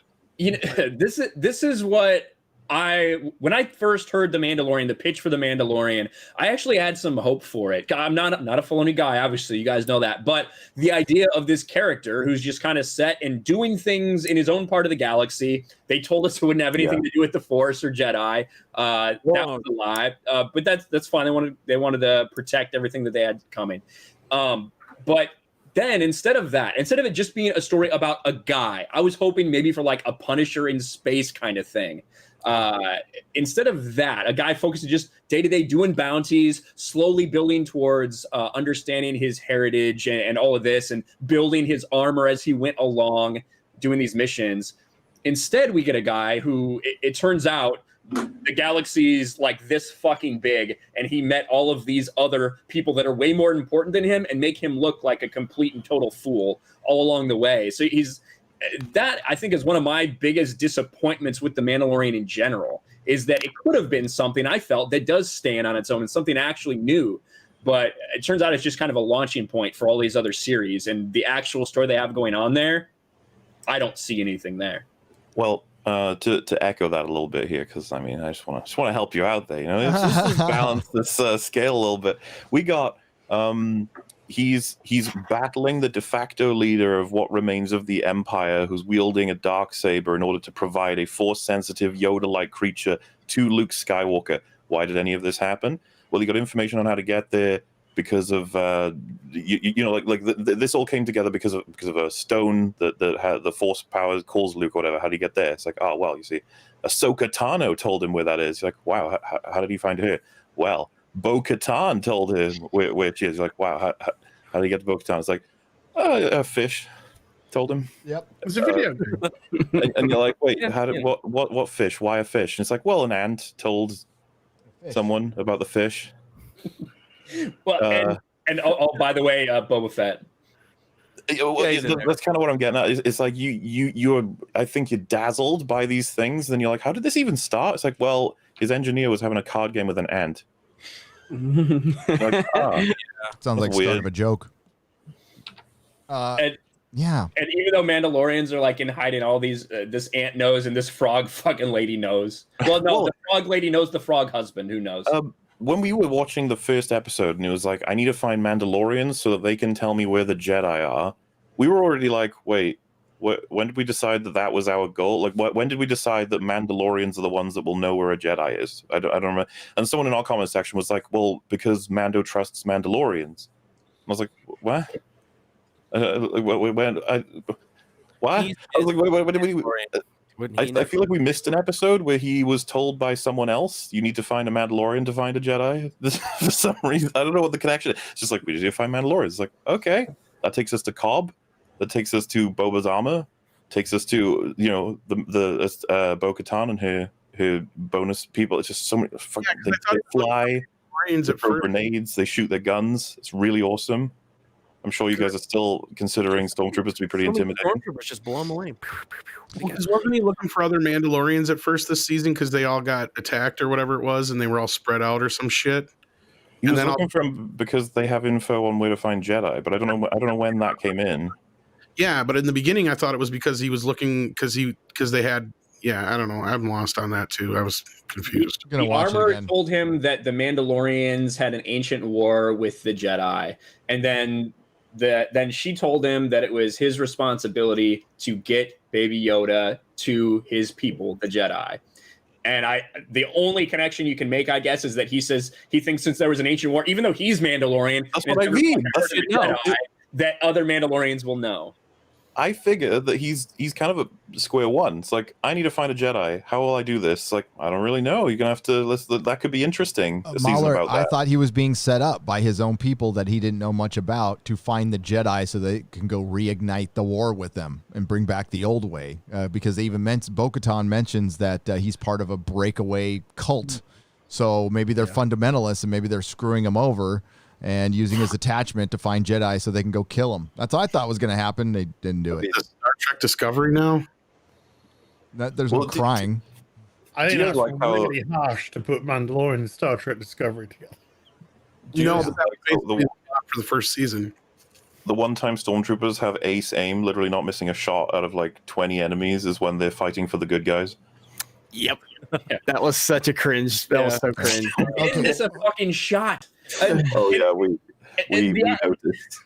Why that too, like that Bill Burr episode, I do think there was some great stuff with Bill Burr in there, but the idea that they even say he's like, we're invaders on their land, rebellion, New Republic doesn't matter or whatever, and then these freedom fighters, these rebellion fighters, are the ones trying to stop this random thing with 1,000 wheels from transporting this dynamite, and so they just shot down all the indigenous population that's trying to prevent this incursion.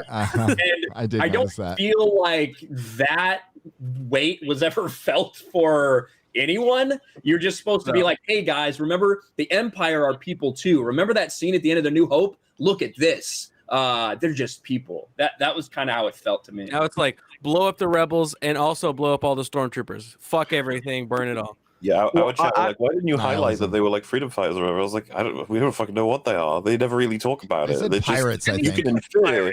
At one point, yeah, we just call them pirates. Like, it's like they're pirates that destroy everything. I don't know. That whole sequence is hilarious, by the way. If you go through it piece by piece, we had Shadowverse on for it, and he was laughing his ass off at all of it. Not just the weapon jam, the lack of weapons, the fact that they have grenades and hover ships, and they've already plundered potentially these other vehicles and weapons from stormtroopers. They only use spears, literal sticks with stone spears on the end. That shit's hilarious. They have fucking grenades. Blow up the thing. They have grenades and sticks. It's like, okay, there seems to be a discrepancy in your technology tree. I'm noticing. And Boba Fett, why didn't he just get the armor from the Marshal? Don't know. He was there, right? He was on Tatooine. You have to sort of people just throw out random stuff like, I don't know, he just didn't want to. He didn't want to risk it. He figured that if a Mandalorian has it, he's much better off bartering for it. Maybe reasons. It's like, Boba Fett, the guy would really care to take care of Cobb, right? He's the kind of Boba Fett's the kind of guy who'd be like, hey, you know what? You have my armor. That's okay. I'll wait until a Mandalorian gets it. I guess that's Boba Fett. We all know him to be like that. He's a jolly old soul. I want to know why you heard his armor. Why you heard the spurs that are a fucking part of his armor jingling. Yeah, that's a good point.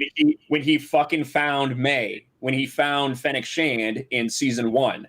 because that was all the tip to us. I'm just calling her May. She's the same character. We heard the sound, like the strange sound that does come from the tech of his armor, and we heard the spurs.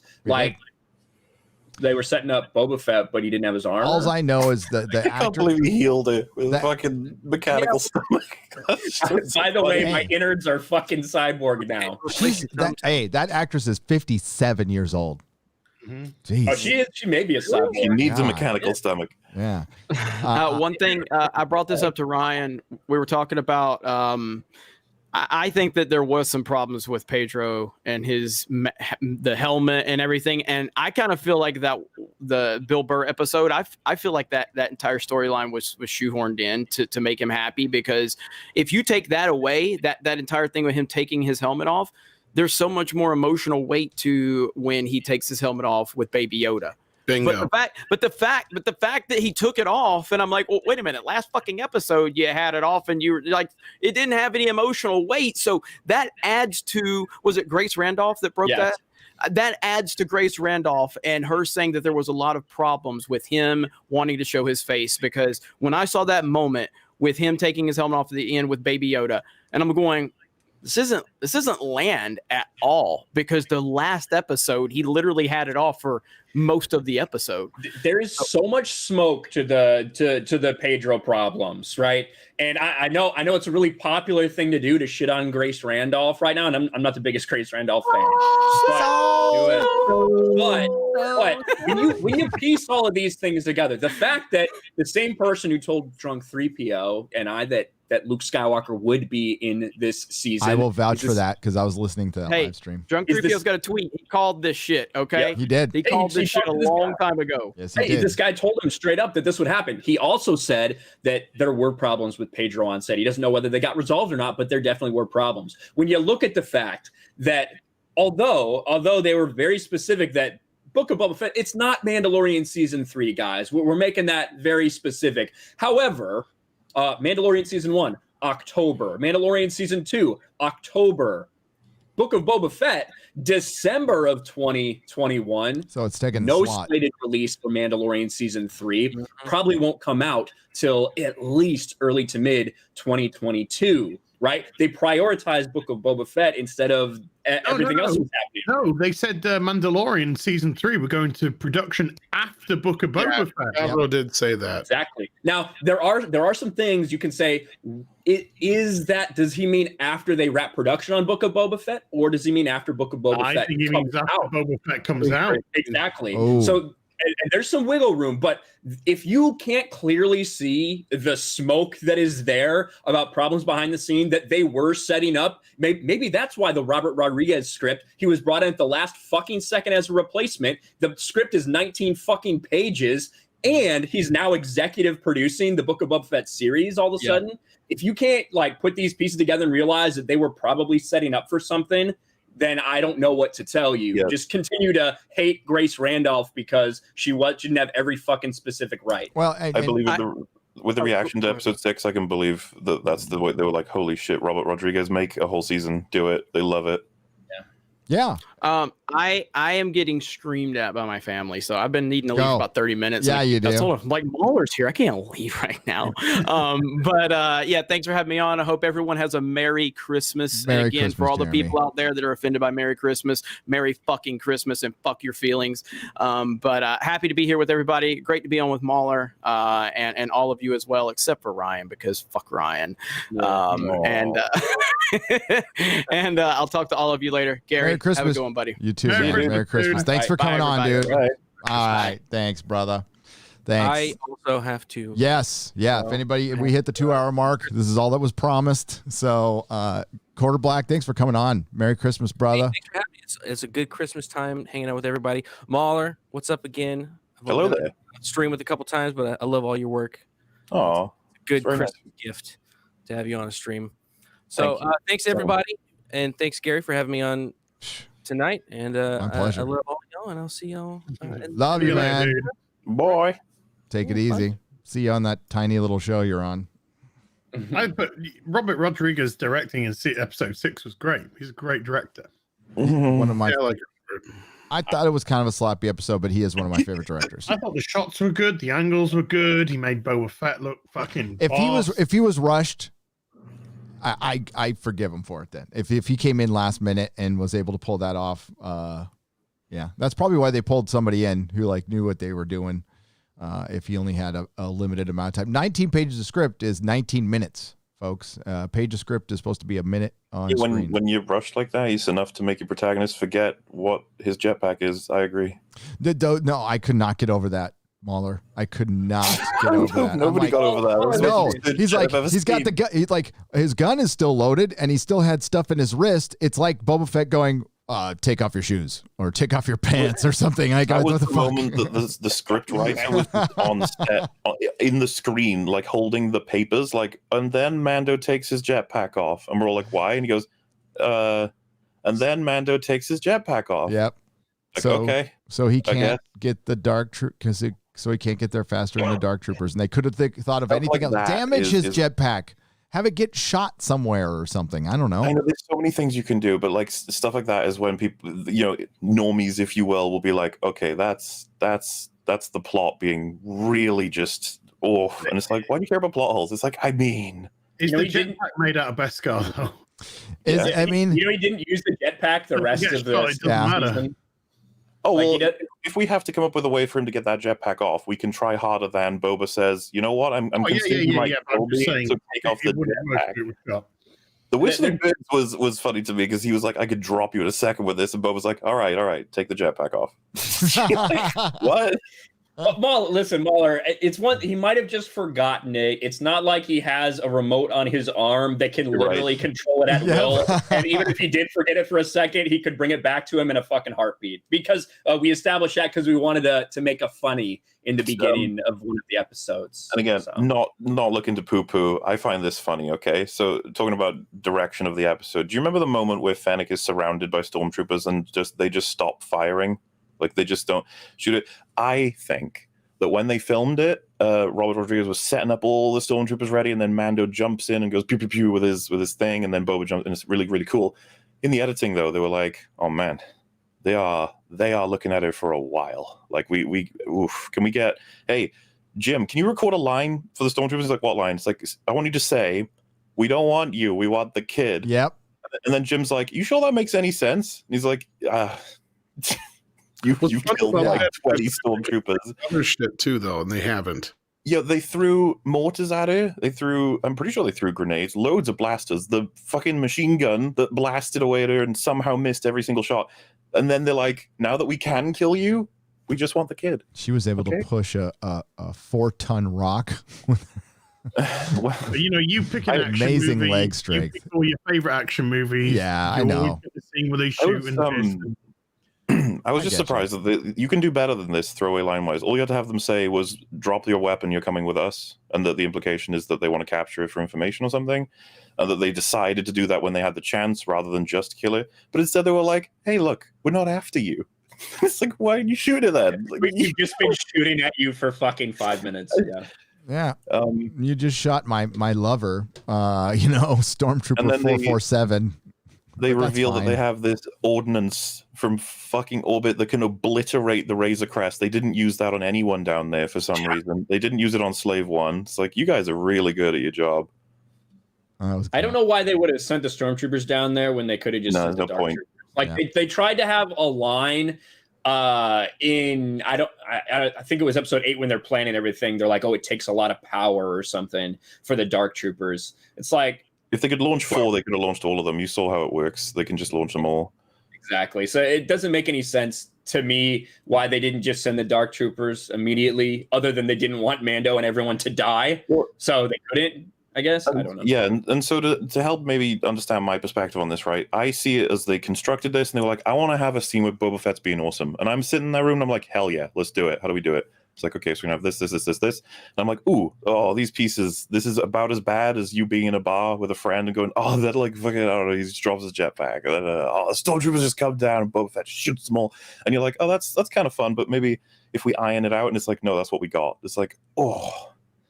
And all I'm left with is Boba Fett being awesome, which, by the way, I really like Boba Fett being awesome, but I would well prefer it if they were to earn it through the narrative instead of, for some reason, all the stormtroopers just have one brain cell between them consistently. Yeah, they've definitely got to give the stormtroopers some credibility back, because even in New Hope, you know, they're pinned down in the corridor by the stormtroopers. It's Leia that has to shoot to get them out of the way. They are a legitimate threat as stormtroopers in numbers, and they're being to not kill them, to let them go in A New Hope. Like, that's the whole thing. Like, they were supposed to make it seem like they were, it was a challenge, all of this stuff, but they were supposed to leave to find the rebel base. That's that is, like, to me, where so many people think the stormtrooper can't shoot meme like came from.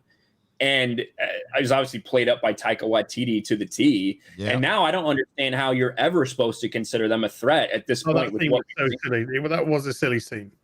Yeah.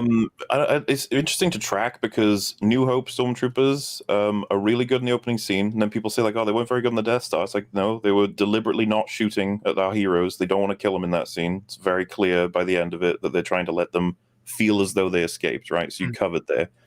Empire, really good in Hoth, not very good in Bespin, and I have no explanation for Bespin. Like, they miss so many easy shots in Bespin. It's frustrating.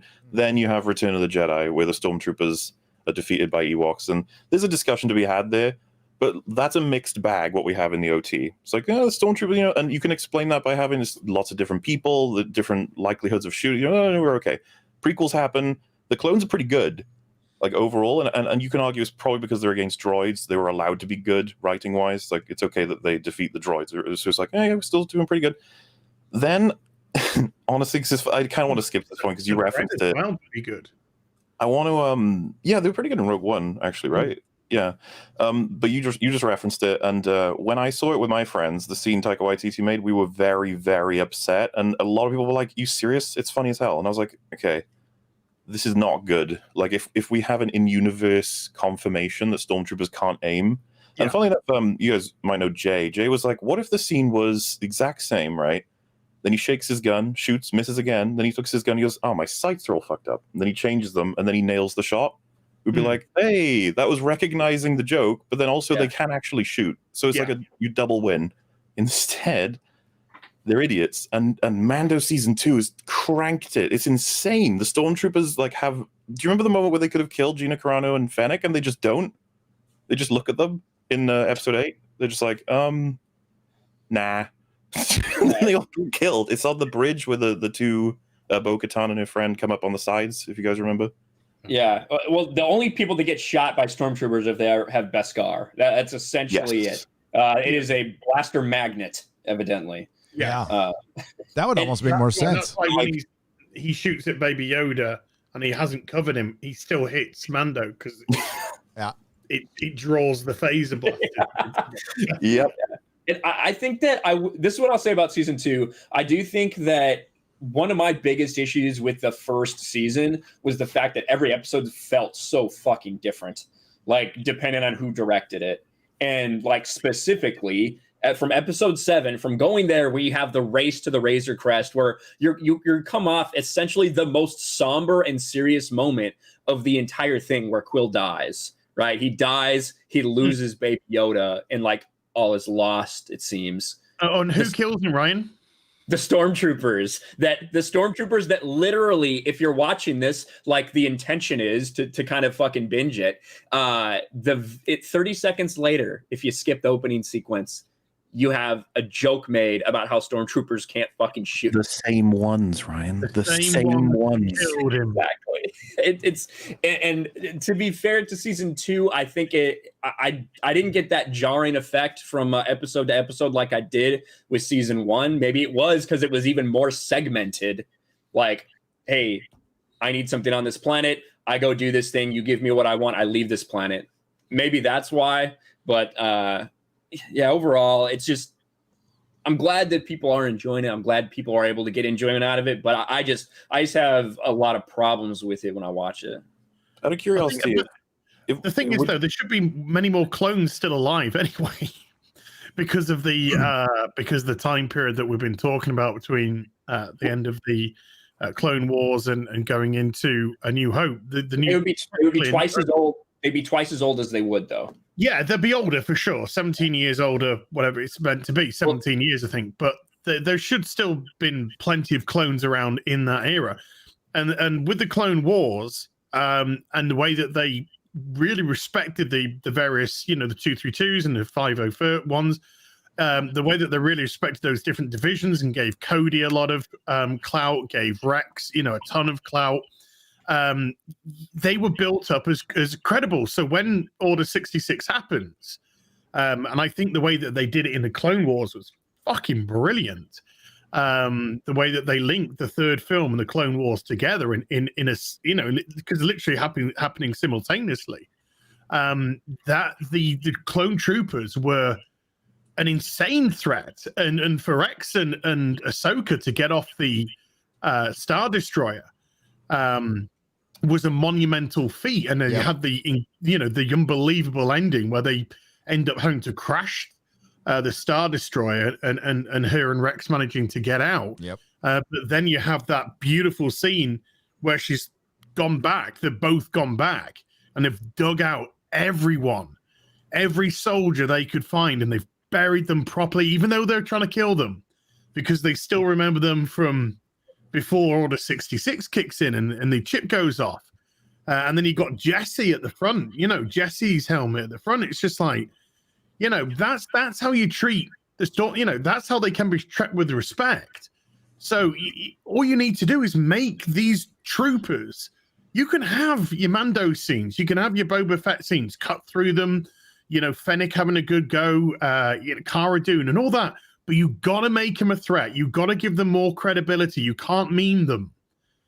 You got to make them struggle. And the only thing that I had a problem with in the final episode was it was so easy for them to take over the Star Destroyer.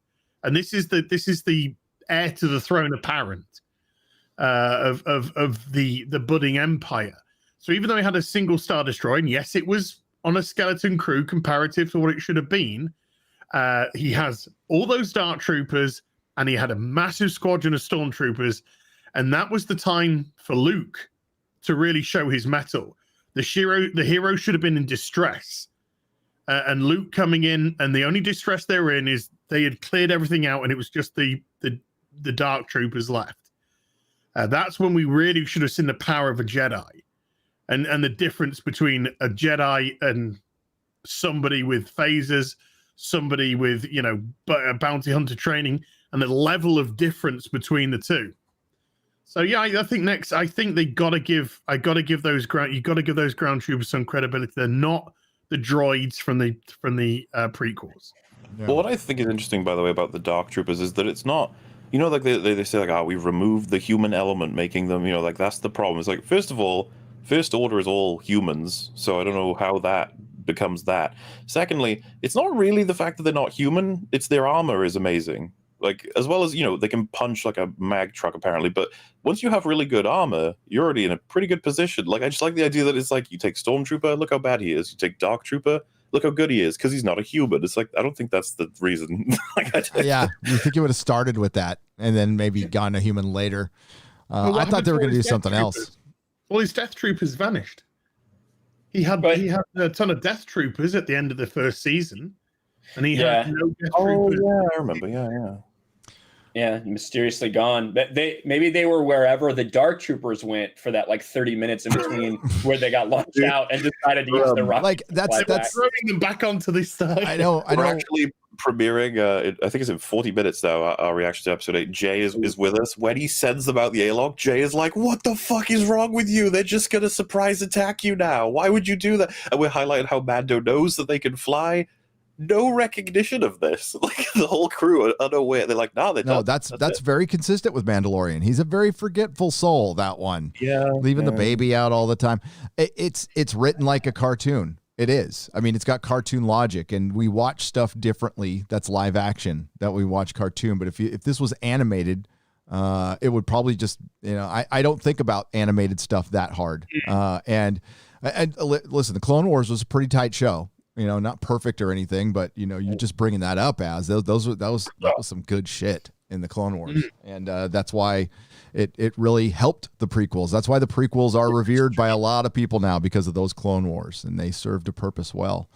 I'm gonna read some super chats. How's everybody doing? Up, Gary. What was that? What? You Listen, make me throw up. I don't like. Okay. I don't know. I have no passion when it comes to Star Wars, so I could recognize that stuff entertained me, but it's not like I'm a fan of a lot of things, so I obsess over Lord of the Rings, and I think about that shit all the time, and Marvel Comics and DC Comics. Star Wars is just the thing I watch and forget about when it's done now. It's only a week going until Doctor Who. Oh no. I was playing with the fact of maybe I should make everybody on Friday Night Tights watch this episode, and they don't have to know anything about it. Jay actually wrote me in. I was like, he was like, would you watch it? I was like, yeah, I could watch it with you if you want. Watch it. Yeah, watch it. Go. Come back. Drinker one did thing that. I was going to say quick about so in Microcosm, the example of emotional payoff versus how it's built from season 1 now, not 2, because you just reminded me. You know, like all that sequence in the finale of season 1. Where Moff Gideon is literally willing to, in a sense, threaten Mando and his team by killing his own men, including Werner Herzog for some reason. He's like, they're like, he's made a point. He's killed his. He's like, I want that baby. I'm going to do anything I can to get it. Do you guys remember when the dude with the flamethrower just comes in to burn Baby Yoda to death? Like, yep, I remember. And what it does, right, is it creates this moment in slow-mo where Baby Yoda just protects everyone there with the Force and blows the fire back. He explodes. Like, oh, it's so fucking cool. But it's like, what the hell? Why did that happen? I thought it was more of a if I can't have him, nobody can have him moment. I don't. How does that make any? Why? I don't know. But that's the because he said at the end of season 2, which kind of goes along the same as he said, I've got his blood. I've got what I needed from him. Oh, but they need more, right?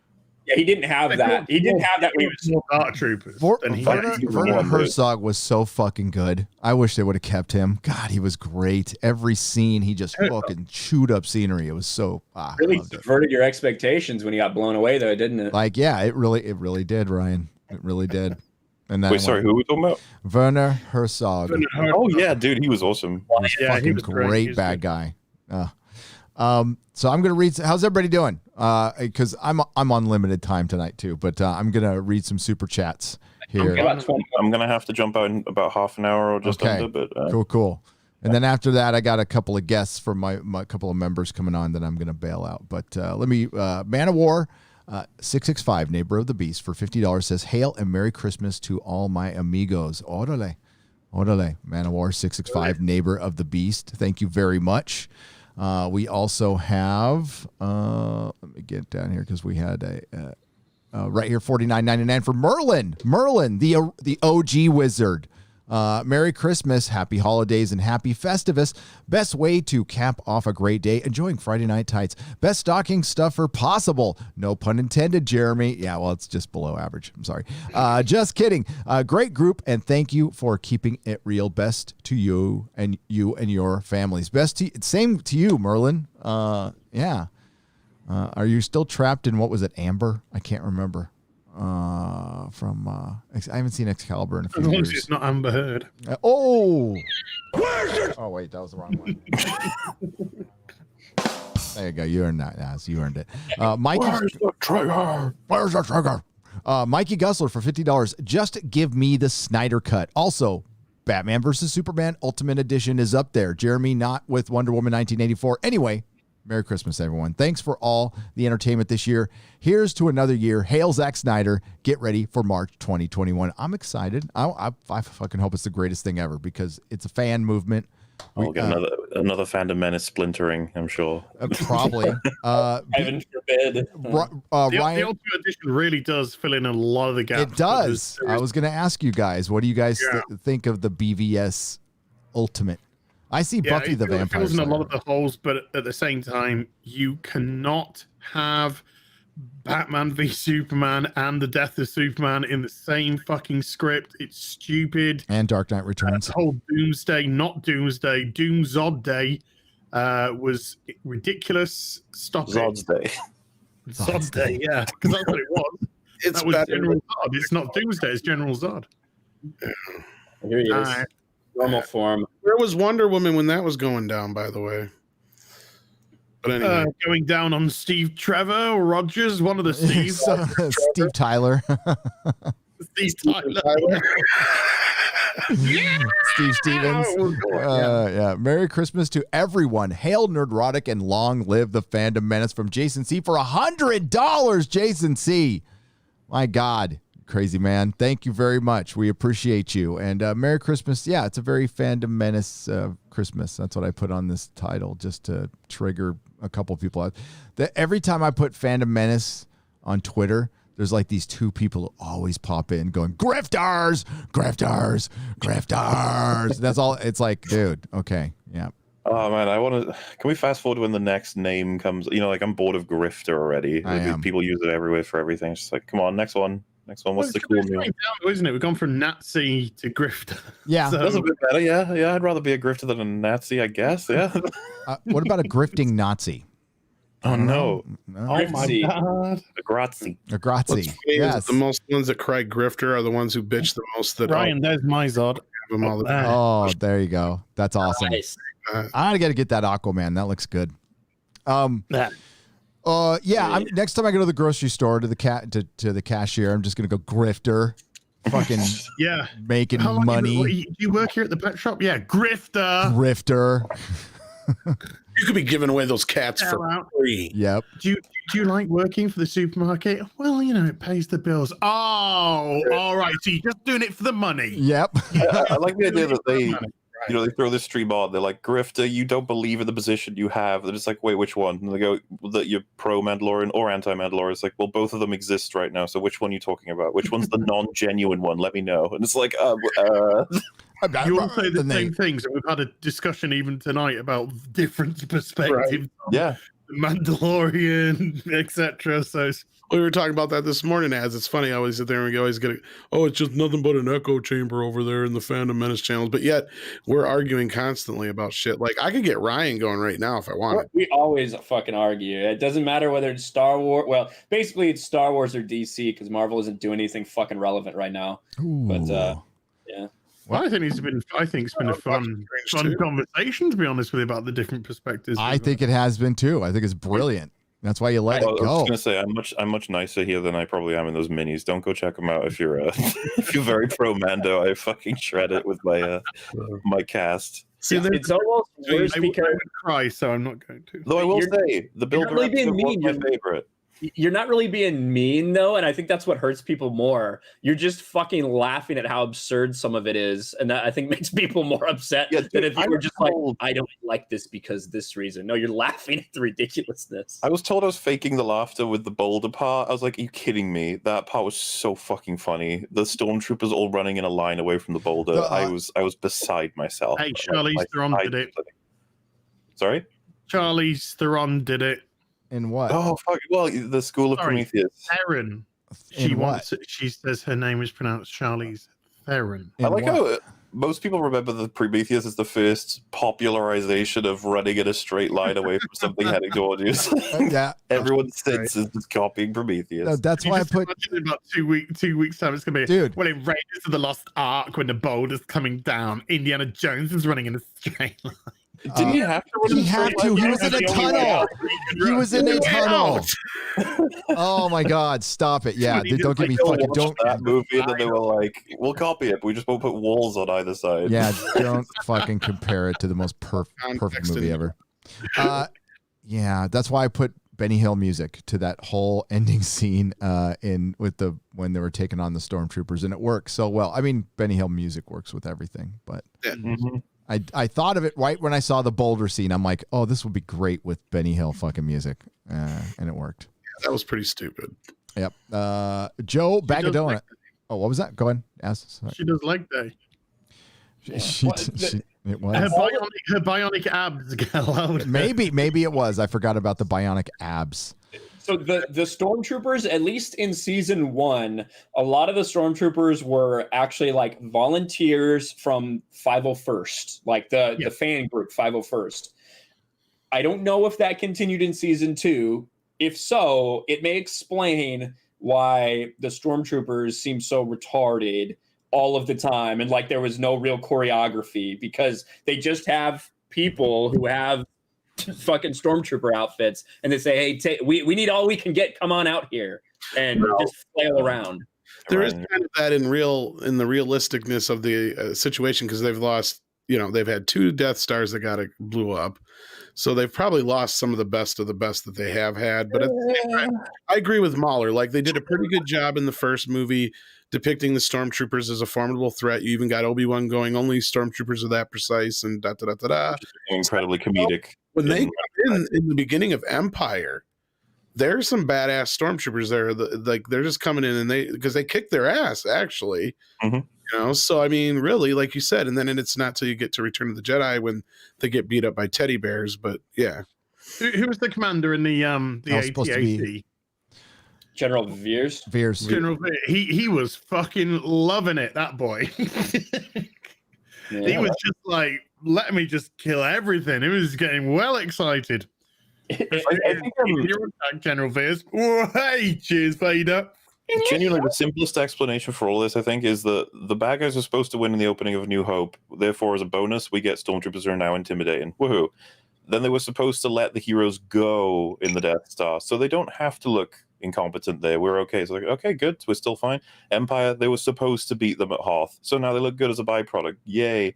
They're supposed to let the heroes escape. As a writing, they escape, is my point in Bespin. They escape. So now they have to take a bit of a dive. They have to lose at Endor. They have to take a bit of a dive. And then it's like Mando, both seasons, they have to lose in each of these scenes. So they take a dive. Once you've taken a dive like 20 times, everyone's like, why are you even here? Yeah. Like, what's the point? Well, I thought Fennec and I thought Sasha Banks or Mercedes Fernandez. I thought they were both there as cannon fodder for the final episode. I thought they were going to get killed. I thought that was definitely the only reason for Sasha Banks. She was absolutely going to get killed. She was. Yep. And then probably Fennec. That's why they brought her back, so she could sacrifice in the final episode and at least give some sort of loss on the hero side. Even when Gideon tried to kill one of the, I can't remember if it was Bo-Katan or the other one. Bo-Katan, yeah. He fires like 4 times and it all hits her armor. It's like, oh, for fuck's sake. Yeah, but back to what you're saying, Mahler. Hit her right in the boob armor, by the way. Hit her right in the boob armor. There could even be an argument made for why they were kind of overtaken there, because I'm sure they weren't a full platoon or battalion or whatever you want to call it, to where they weren't supposed to be expecting the rebel attack on Endor. There are arguments to make. So it's a surprise attack. They would never expect Ewoks to be able to do what they do. They use lots of guerrilla tactics. However, when you take very specific shots of specific scenes, like a stormtrooper going, "Oh no, ow, oh no," when a stick is hitting him, it's like, "Oh god, that's." Yeah, and there is at least damage to the other side. There's burning fucking on the ground and shit, right? So they at least at some point in time are able to do some damage. So to me, I think that what we've seen so far, they're playing up the meme, and they just think it's okay. And I guess for the most part, everybody is okay with it. I got criticized with that with was it the final episode, second to last episode, wherever This Is the Way died, or not This Is the Way I Have Spoken. The Ugnaught. Quill. And the 2 cycle troopers were, I know there were 2 comedians or something that were fucking joking around before and after the Ugnaught dies, and I hated that scene. I liked the episode, but I got a bunch of shit. I'm like, the stormtroopers have consistently looked like fools the entire time. It's you like stupid. the episode that they capture Mando and they don't remove any of his weapons or his helmet or his armor? Nope. Just leave it there. I was baffled when watching it. They were like, "Oh, when we go in, we'll get you a weapon or something." I was just like, "Why would he still have any of this? They're just gonna let him in with all of that on?" Do you know how valuable Beskar is? You took time to establish this. The Empire is going to accept him in cuffs, but then also not remove his helmet. Really? They would take that in an instant. They'd be like, "Bob, take this, put it in our chest. We're going to sell this on eBay. It's going to be great." Hypnosis is a real thing, and if it's things have gotten so bad with Star Wars and people just want to like it, and that's fine. If they just want to choose to enjoy it, and there's going to be a time where people recognize, they go, okay, time will Cara pass. Dune was bringing him in. She had a rebel tattoo on her face. But they explained it. Did they? They've explained the Cara Dune tattoo. Yes, It's a teardrop. It's a teardrop for Alderaan. Yeah. Yeah. But the Empire seeing that should be like, "Hey, what's that about?" Yeah, well, it is the rebel. She was bringing him in, and it's just like that. You might want to do something about that. But it's like, birthmark. Yeah. Oh, dude, that line was so fucking funny when he's like, "Oh, you said you were on Alderaan? Did you lose someone?" It's like, what do you know? Shit, Sherlock. No, my family survived. The ones who got off, they that flying asteroid that was coming out, they were riding it. It was all good. They're cool. In our reaction, and Metal come out and just goes, "Blew up a planet, dude." Like, why would you ask that question? It should have been more like, I wouldn't say lost. Like, I would be like, if that fucking X-wing pilot had said that, did you lose someone? I said, I don't know. Do you have trouble fitting your fucking cockpit? That's what I would have said to that fat X-wing pilot. Like, I obviously did that to set up her as the Marshal in the New Republic, Rangers of the New Republic thing. But that was just, the dialogue sometimes in the show has me questioning. Like you said, it's cartoonish. That is what it is at times. I mean, you could argue that her family wasn't necessarily on Alderaan. But the thing is, if Earth got blown up and I met you on Mars, I wouldn't be stupid enough to say, like, you're from Earth? Did you lose someone? I'd be a little like, man, I'm sorry to hear about Earth getting fucked. That sucks. Then I would have gone, it's okay. My family were on Jupiter. It's okay. None of my immediate family I knew got killed, so I'm all right. Shitty cousins. Yeah.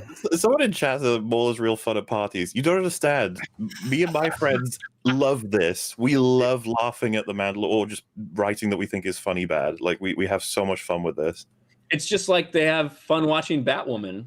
Absolutely. I'm so looking forward to starting that back up. You know, eventually, I know Az is like, oh god, it's gonna be so bad. I'm just like, dude, we got so much fun. That's part of this. Is like, everybody knows what. I mean, everybody knows what all of us do here. I don't think we've been coy about our message for the past year. So you watch Mahler, you like Mahler. Eventually, he will come for something you love. He will. He will, and so will I, and so will Az. I mean, it's just a because like, the woke garbage is the woke garbage, but then there's also garbage.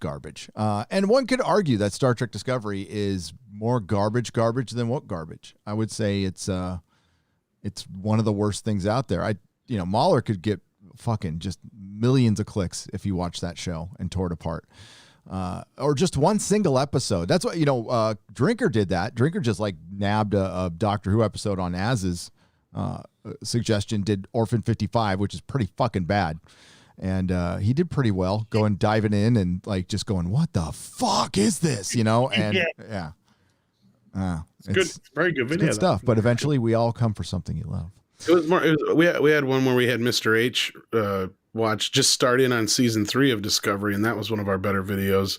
Got a lot of response too, because that was supposed to be like a reboot anyway at that point. So we're like, fuck it, we'll just let him watch it. He treated it like torture, like it was bad. But no. Yeah, and it's this season is worse than season 1 and 2. I think I made a good comparison last night, Gary. I don't remember the question that was asked, but when I said basically Star Trek Discovery is like if we would have gotten Reylo in Rise of Skywalker. Yep. That's how bad Yep. Star Trek Discovery is. Oh, the last this week's episode is. I know. I started it and I couldn't do it. I didn't want to ruin my days. I was having so much fun. 5 minutes is what I got into it. 5 minutes.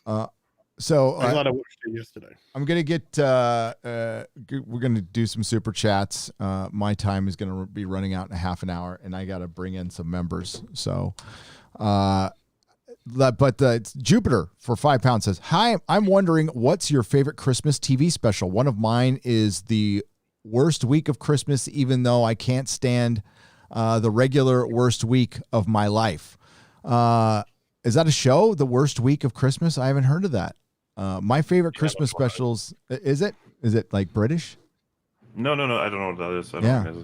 I don't know. My favorite Christmas specials are like, I like the old Danny Kaye shit from when I was a kid.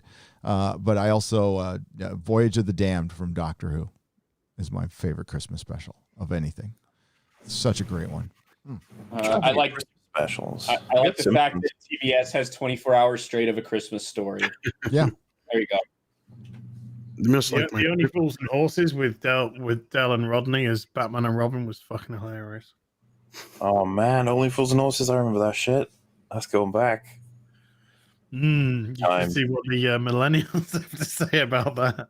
Oh, I'm sure. Yeah, it's not gonna fly. Evil show. I watched the first episode of Only Fools and Horses. I was disgusted by the sexism or racism that was inherent to the show. That's funny. The Star Wars. Outside of the regular ones, I like the He-Man Christmas special when Skeletor gets feelings. He catches feelings. He's like, I'm not nice. No way. That was a thing? Yeah, you don't remember that? No, I didn't watch He-Man. I'm straight. Oh, well. Get gay, Gary. Get gay quick. We're just right. Get with it. No. He-Man and the We Need to Sell Toys yes. of the universe. That was repurposed Conan, right? Wasn't it repurposed Conan? Yes. Yeah. It was basically toned down for kids and added a little Star Wars into it. Yeah. But the Star Wars Holiday Special, I watched it when it aired, and I remember going to school, and everybody thought it was the greatest fucking thing ever. Nobody hated it at all. All the kids we were just like, oh my God, it was great. Couldn't stop talking about it. Boba Fett's debut. Yeah. Boba Fett. Yeah, man. And he was Boba Fett in his prime. And they didn't even put a rest in peace Jeremy Bulloch at the end. The guy who originally played Boba Fett died like a few days before that episode aired. Like the day before. The day before, so maybe it was a little too late. But you would have thought, look, if WWE can get it up on a graphic in a couple of hours, then surely Disney could have got it up on a graphic. Gary and I pointed out they had plenty of time. Plenty of time they could have done something. They sorry, for context, which episode was airing? Right after? Was it 8? It was, I believe it was. He died. No, it was day before the final episode, the finale. Yeah. Because I was gonna say, Disney, much like HBO, they edited out the error, right? They left there was a guy in the background. They edited that on the streamable vision, so surely they could edit in. Yep, absolutely. It was within hours too, right? Yep, they did it pretty quickly. Yep. June's going. I could believe that they definitely have the power to do it on like a Well, Game of Thrones HBO they got rid of the stuff. Dude, they should have owned it. They should have said that Daenerys is a time traveler and that she had the cup from the future and that she knew that she had to burn everybody to make sure that we get the best future. Somehow it works that way. A better explanation may have been she didn't get her coffee that morning. That's why she went batshit fucking crazy. Caffeine withdrawal. He just pictures this like medieval smith dude, like, I've crafted a new material for cups. Please, it's so usable. I cannot start my day unless I get my Frappuccino latte mocha. Mm-hmm. Sorry, McQueen. Fuck it, I'm going to burn the tree down. Fuck them all.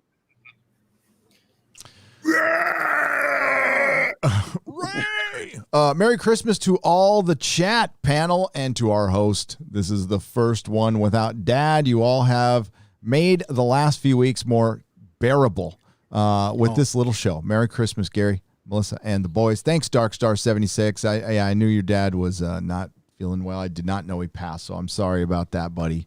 And we're glad you're here. We're glad you're here. Thanks for the $10. I appreciate it. We've got our members rolling in the background here. We'll get you guys in a sec. Joe Bag of Donuts. Did I read this one? I think okay. Yeah, Joe Bag of Donuts for $20. Thank you. Oh, sorry. Before that was not another dime with his thumbs up for $1.99. He always does that. Thank you, my friend. Joe Bag of Donuts for $20. Merry Christmas, Friday Night Tights. You have been a light in the darkness of this past year. Your collective passion runs deep, reminding us that old stories are cherished for a reason. The old that is strong will never wither. Way to break out some fucking Lord of the Rings right there, my friend. That's like going straight to my heart. Listen, that's another message that Luke Skywalker sent. Yeah, okay, sure. Fan service, blah, blah, blah, whatever. People still want their heroes. They still want their heroes defeating evil. Then none of this nuanced fucking, postmodern bullshit that's what it was just a complete rejection of that type of storytelling too. Emotional release, some of the best timing in the world, and whatever criticisms we have, but fucking people loved it. And that's not a bad thing. That's why we're fucking nerds. That's why we got, back when nerds got shit. That's why we got shit, because we get moved by stuff like that. And, people like Jocks going, fucking your laser sword, you got moved by that? Freaking, I won't even say what they call this, but you can guess.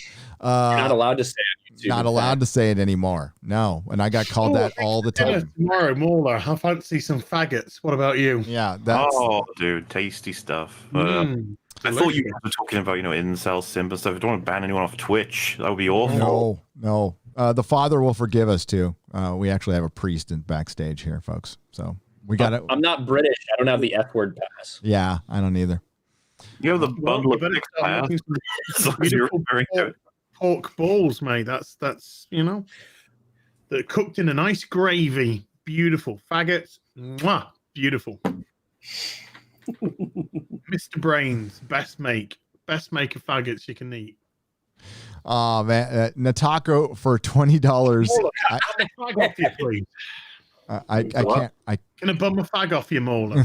Oh, absolutely. Can I interpret that statement in many different ways? Because I think it's. Oh, I've been gasping for a fag all day. So, did you used to smoke? Did you ever smoke? Yeah, I used to smoke a lot. I did. I quit when I was 30. Nataku, I think I don't know, what's the Roman numeral XXVI? Is that XXVI 26. 26? Okay. So he says, I wish I could jump on the live stream just to talk to you all for the sole purpose of upgrading your passes.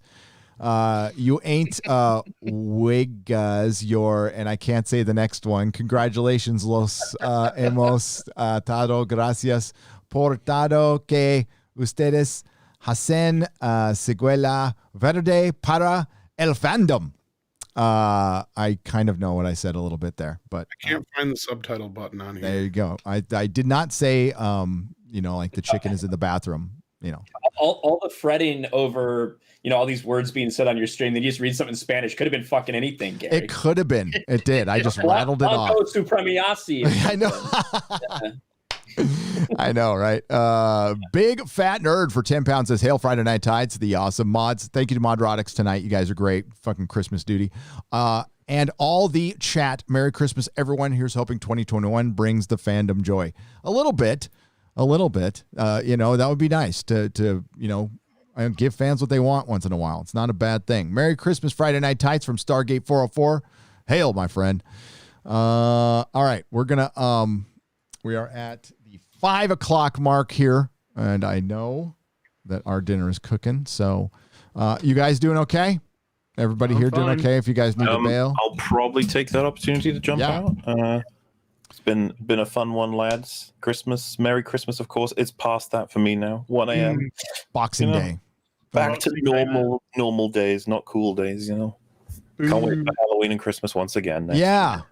I know it was hard for me. You made me pick between the holidays, and I had to pick Halloween because of my wedding. But I love Christmas too. I really do. I love them both. I think they're awesome. I want more. We need to make a few more, themed just holiday times where we all just get together, hang out, exchange gifts and spooks, whatever it is. It's always great. Well, that's January the 21st, is it? I don't know what that is. Batwoman season 2. Oh, dude, hell yeah! Yes. Like I said, we'll definitely figure that out the closer we get to it. My next thing is watching Wonder Woman. I think. Jeez, good luck. Good luck. Good luck with that. Mahler, thanks for coming on. It was great talking to you last night. Thanks for coming on today. If you haven't subscribed to Mahler, do it now. He will entertain you quite a bit. Merry Christmas, dude. I will try. And see you guys in the future, wherever it may be. Thanks for having me on, and Merry Christmas. Give my best to the crew. See you, dudes. See ya. See ya. Bye-bye. And then Okay. I actually need to take off too, Gary. 3 hours was kind of my limit. But thanks for having me on.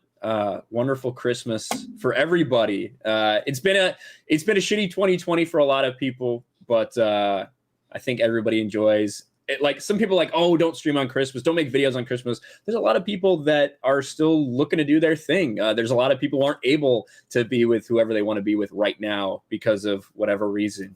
So I'm happy we're able to entertain everybody, and even if we're shitting on something they love, bring some enjoyment to their life on Christmas.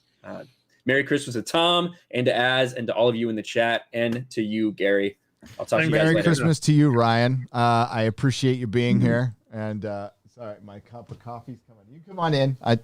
Ryan, take care of yourself, man. Have a good one, guys. Hey, Ryan. Have a great Christmas, dude. Thanks. Oh, thanks for bringing. Mrs. Nerdrotic brought in my coffee. She's a peach. That one. She is just the best wife ever. Merry Christmas. And they say Merry Christmas. Aw, it's so nice. She was so much better than the first wife. I can't tell I'm you. good for a bit because, like, that's the right answer, Gary. I'm good in the basement for a few hours here. My mom's basement, so. Oh my God, incel. You are a basement dweller, but your basement's cool. You got Pac-Man and freaking that Turtles game I need to get. House all by myself and pay my own rent for. There you go. So we have some member. Well, these are what we have is content makers. We have members. We have friends. This is Father Christopher Miller, the Nerd Father, and Pablo. Yeah. What's up? How you doing? Hey, everyone. Well, love your hair, Pablo. Friday Night Tights. Yeah. I don't know. I was dying a few years ago, and I had to shave my head almost every single week because there was an operation to be done if something went wrong. So when that finished, I said, well, I'll just let it grow. And it's good. 3 years now, so it looks great. I envy you. Yeah, we all do. And the Nerd Father, who joins me on my member streams all the time, and really is the only reason we're not going directly to hell. How are you, my friend? This is your busy time of year, right? So how's it going? Well, I'm relaxing. I had 3 masses last night and 1 this morning, but this is the busy time of the year. I can't believe I'm on Friday Night Tights. You're on Friday Night Tights, buddy. I've been watching this for what? How long have you been doing this? 3 years? Friday Night Tights, I've been doing almost 4 years now. Because I think I've been following ever since you started doing it. So it's a thrill to be on here.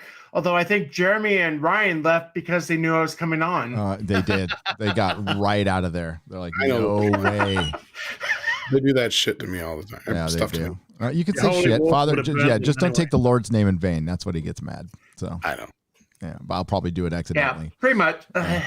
Gee. The thing is, as I say, profanity. If the profanity bothered me, I wouldn't be here. Yeah, this would be the worst place to be. Honestly, here. So I don't know. Well, that's great because as a foreigner, the first thing I learned was to pretty much curse. Oh, that's good. I shouldn't admit this, but I remember when I was a kid, when I was in high school, CCD, the catechism class, we had a German foreign exchange student. We tried getting her to swear in German. Oh. To teach us the different swear words in German. I used to know what those were. My grandma used to yell at. I know one. I won't say it though. You are such a bad boy. Gary just shares the link. I know. I just put the link to everywhere. Yeah. Everybody can see it now if you were quick about it. But now I had to get Jake D in here. Well, my producer's gone, so this is a self-produced episode here. Here's Jake. This is a longtime friend here. What's up, Jake? Hey. What's up, brother? Hail Friday Night Tights and Merry Christmas. Merry Christmas. Merry Christmas. I just want to give a quick shout out to the mods, Eric K and the guys. I mean, they're always doing yeoman's work out there in the chat, and thank goodness that they are because they keep the rest of us in line. I think the only time when I haven't seen Eric K on the chat is when you all went to Vegas. Yep. Yeah, that was a good time. Without We me. did steal him from you for that trip. It was good. So, speaking of Vegas, I already got coverage lined up for next year's Star Trek convention. If it happens, So we're going. I'm planning on being there as long as everybody's going to be there. If I think it might happen. I know. It It's depends. still early. Yeah. It's still early. Get me in, Father. 65 of COVID by then, so. Well, as if you make it, we'll be sure to buy you a scotch when you come over, brother. Well, maybe this year we can get Az out this year. White America, have a scotch. Yeah. The incentive is real. Well, I think Az we can bring you out there and we could do a signing of our book. Because it'll be right around the time it's coming out. So can I pre-order a copy of Santa's Ex-Husband yet? We're gonna. You know what? I was trying to rush it out to have it ready to go by this week, and there's no way I could do that. I do not understand Indiegogo, and I need to talk to some people. So we're gonna take our time, and probably next month it'll be ready to purchase. Gary's like, I'm gonna get this. I'm like, Gary. Yeah, he told me to calm down. Calm. We'll deal with it after Christmas. Enjoy your time with your family. Yeah, because I was like up late, like not. Yeah, I was doing my shit, doing my thing. Santa can't wait to get a divorce. We're okay. Yes. No second divorce for me. One is enough, man. I've already had my two, and I'm trying very hard not to have a third. Two, Jake D, player. Spend time with families. I'm telling Dr. Fauci, Merry Christmas all. M Tax Shark for $5. I saw people were wishing him happy birthday a couple days ago on Twitter. I wanted to wish him a lot of other things, not happy birthday. Yeah. What can you say? So now, one thing I want to point out about our good friend Pablo here, who's with us, Gary, is he coined the term that I like to use constantly, which is the Disney tragedy. It's not a sequel trilogy.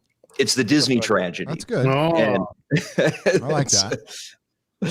And so we bring that up on my show on Sunday evenings. You know, the sequel trilogy is just a banned term. I mean, it's three. It's a mess. It's a tragedy what happened to the fandom. But that's right. But man, let's say they somehow stick the landing on The Force Awakens to do what they did on The Last Jedi, to fully destroy not only the fandom but their income source, and that's what they don't get. They lost their income source. If the other day I was taking a look at everything I have spent on Star Wars DVDs, Blu-rays, figures, I'm up to 10 grand on Star Wars, and I'm from Ecuador. Our minimum wage right now is $400. So just think about how much passion you need to have to spend that amount on anything. Yep. And they just obliterated that income source just for the loans. You don't fuck with the money. And that's what they did. And they paid the price as they were focusing on all the successes. And I said it in all my videos, but as time went on, you know what they hyper focused on? All the money they lost afterwards. That's why we got a Mandalorian. The fact that we spoke up and they lost money, that's why we got a Mandalorian. Is it perfect? No, Tom, you said it last night. It's the closest we'll ever get to a Disney apology to the fandom. It's not enough for me personally, but it's enough for some people, and that's fine. I mean, I'm still left. I'm really torn on how to react to that Luke moment. There's a part of me that sees it come in, and you've got it's the OP Luke, Jedi Master Luke fucking Skywalker that we've always wanted to see. It's everything that we wanted to see when Disney launched those movies, right? And of course, it's everything we didn't get.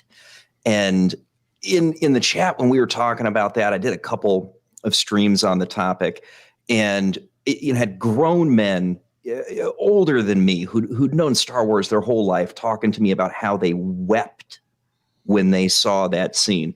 And then there's the flip side of me that's like, but Grogu's dead, right? Because he's at Luke's Jedi Academy. He's dead. And there's an idea I had for a bit. There's 3 properties that have done something, not everything possible to regain some trust, but a little something. If you see Spider-Man Into the Spider-Verse, yeah, they are deconstructing the hero, but in the end, the minority character is the one that gives hope on the hero and the nuclear family to Peter Parker and set him straight to the path of being Peter Parker. He was a deconstruct Peter Parker. They constructed him back through Miles Morales. And that's kind of good. It's a shit show, but it's a kind of good shit show. All right. I think with the your 2-year-old characters, well, I know he's a little bit older than that. Setting right the 60-year-old characters. Yeah, okay, whatever. Yeah, but they had already fully buried Spider-Man. If you have read One More Day. Oh, I read it. That was the end of Peter Parker. Yep. That was the moment when I decided to just fully stop supporting comic books as a medium. What did I tell you, folks? I got a comic here, a comic there. It's not something you can get in my country, but I managed to get that in my country because I loved it. Then it went straight to shit. So what can you do? It actually got worse because Dan Slott wrote for another few years and went to shit. No, they've done this systematically to all of our favorite characters, and it's all to try to bring in new fans. It's just chasing the dragon of new fans when it's really easy to bring in new fans. Write good stories, write good characters. And there's an easier way. You have older fans. Older fans will always get you. Yes, until you alienate those older fans, and then you no longer have them shepherding in the new fans, and that's why you need the hardcore fans. What they did. Well, this is why the Kathleen Kennedy thing with Star Wars was so stupid, because it's the older fan that brings in the sons, that brings in the daughters. Yep. And that's what Cecil and I were talking about the other day on the show. Literally like a hereditary thing. That's exactly what we were talking about, is how that basically Star Wars and all these other franchises are like family heirlooms. And it would be like taking that family heirloom that your dad has passed down, or your grandfather has passed down to your father, who's passed down to you, but yet you've decided now to just change the hell out of it and destroy it before you give it to the next generation. That's what they're doing. That's the equivalent of what they're doing here. Yeah, it's sad to me because I was in the process of passing Star Wars down to both of my daughters. So they talk about all this, the Force is female, they want female fans, what have you. I had two of them. They're 12 and they're 10 years old. And they loved Star Wars, right? And, took them with me to The Force Awakens, even though the younger one was barely old enough to understand what she was watching, right? But she's still 5 years old, and it's Star Wars, and she'd seen Luke, and she'd seen Han, and she'd seen Leia. And we were all super hyped going into that movie, and we got wrapped in the hypnosis. I'm not going to lie. Of course we did, right? It was Star Wars on the big screen. And seeing when Last Jedi drops, my older one at the time was 7, and she was crushed seeing what happened to Luke Skywalker. My 7-year-old daughter, who is a nut about Star Wars, even she couldn't believe what they'd done to Luke Skywalker. And that's just how you destroy it, right?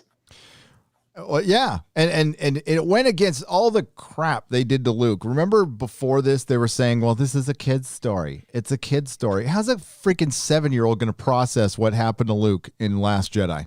How's an 8-year-old going to process it? And that's the one thing, Star Wars wasn't a kids movie. It was a movie that kids could watch.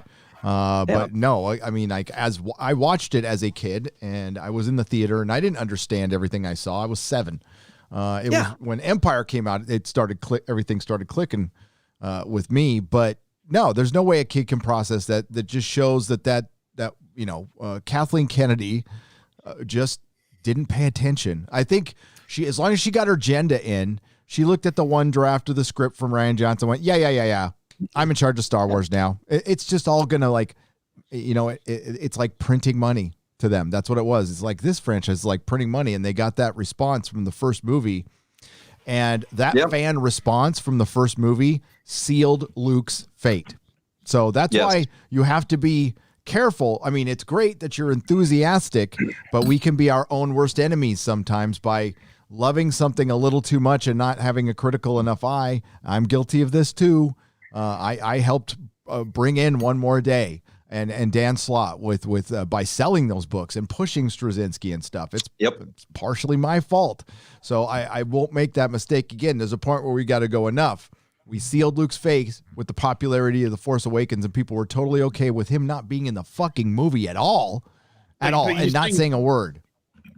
To me, though, you're saying having faith is sealing their fate. There's nothing. I don't think there's anything wrong with having faith. There's nothing wrong with having faith, but sometimes there's consequences. That's all you have to know. I'm not saying I'm not saying black pill and don't enjoy things. But on the contrary, keep trying things, give it faith, but just keep in mind, like, when we get mad, sometimes I have to look at my responsibility on things too. Now they fucking fucked the entire fandom over. Excuse me, Father. They lied. They gave the insinuation that they were going to put those 3 together. So no fan could be blamed for that. The Disney fucking lied. And then, people were happy because they still thought Luke would come in. Luke would come in the final movie or in the second movie. What? Tom. Say it again. It'll be 3. 3. I can say fuck. I can say fuck all day in front of the Father. I can't say the Lord's name in vain. I can't take the Lord's name in vain. I hope my authorities don't see this. Well, dude, Father, I was brought up on the streets. I'm a crass guy. The thing I was going to say is, when I left The Last Jedi, I felt numb because I really couldn't comprehend what I just saw. I mean, it just, this is before I became aware of the Fandom Menace, and it just didn't feel right. And I have to admit, when I saw The Mandalorian, I binged the last season last weekend.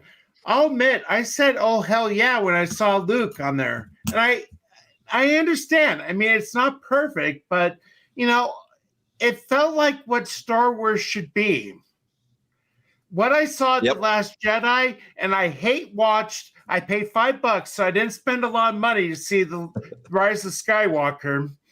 That was just crap. I wouldn't even watch it for free. Well, to Az's point I was taken to the movie for free, and I regret going. I want my money back. No, I mean, it's 2.5 hours I'll never get back in my life. I saw it on a flight and walked out, but don't worry, we talked about Wonder Woman tonight. What Disney can do is use that passion against the fandom by completely misinterpreting it. And when Vader came back at the end of Rogue One, there was the same response. People went nuts. People love that. People were like, "Yes, that's what we want. We want," and they didn't do anything with it. They didn't care. They didn't care. I think there's an issue inside of all these big companies. They don't know the working man point of view. Nope. They think anything is a money printer. But to print money, you will need the ink and you will need the paper. So you have the money printer. But what are you doing with that? Are you wasting energy just getting that thing plugged? And what is it doing? Right now, they're building up a bunch of streaming services. They're padding everything. These things are going to cost more and more money. I don't know if anybody's noticed. Inflation has fucking gone nuts. Have you guys gone out to eat lately and looked at your freaking food bill? Like I took a trip. I took a very rare trip to Carl's Jr. to go get a freaking double Western bacon cheeseburger. Right, I'm eating it. like Fuck fries and soda was $30 for one person. $30 effing dollars. And it's only going to get worse, Gary, with what's going on now. You know it, right? And It's you're gonna looking. keep getting worse. They've been subsidizing. The government's been paying 50% of food restaurant bill. Yeah. You are lucky because your currency is your own. You own the dollar. In Ecuador, we are dollarized. That means we use the dollar as our main currency, but we have no control. So if we don't own the dollar either, the Fed does. Yeah. It's a private company. But terrible. if the United States start and they have done this, they started printing money, literally printing money. That means my country is getting also a lot of inflation, not only because the shit is going on here, also because what's going on the United States. And a lot of people have told me, why do you care who's president on the United States here in my country? Well, because that man will control what happens with my money. Yep. Yeah, it's a reason to be connected. And Gary, I've seen that too. I mean, I'm coming to you from the mobile Jake D studio this evening because I'm down in Houston. We're visiting my girlfriend's family for Christmas Day. Had a good time saying hello and everything, but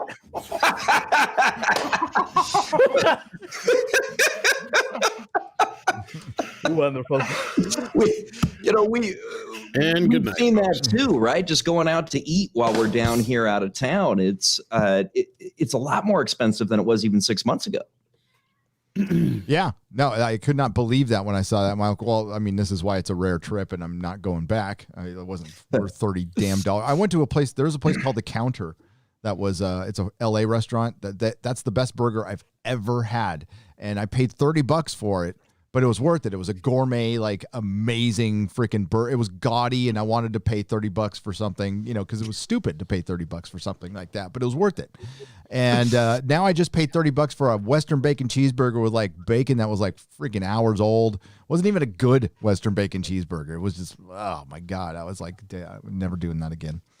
Yeah, we want to plug a book. I want to plug this book because it's going to really spur somebody out. There's a guy, I don't know. Perry Chan put up a nice tweet, with one of his clips, and I retweeted it. And then some guy comes in and talks about how we're all grifters, and we're all grifters because of the Fandom Menace book.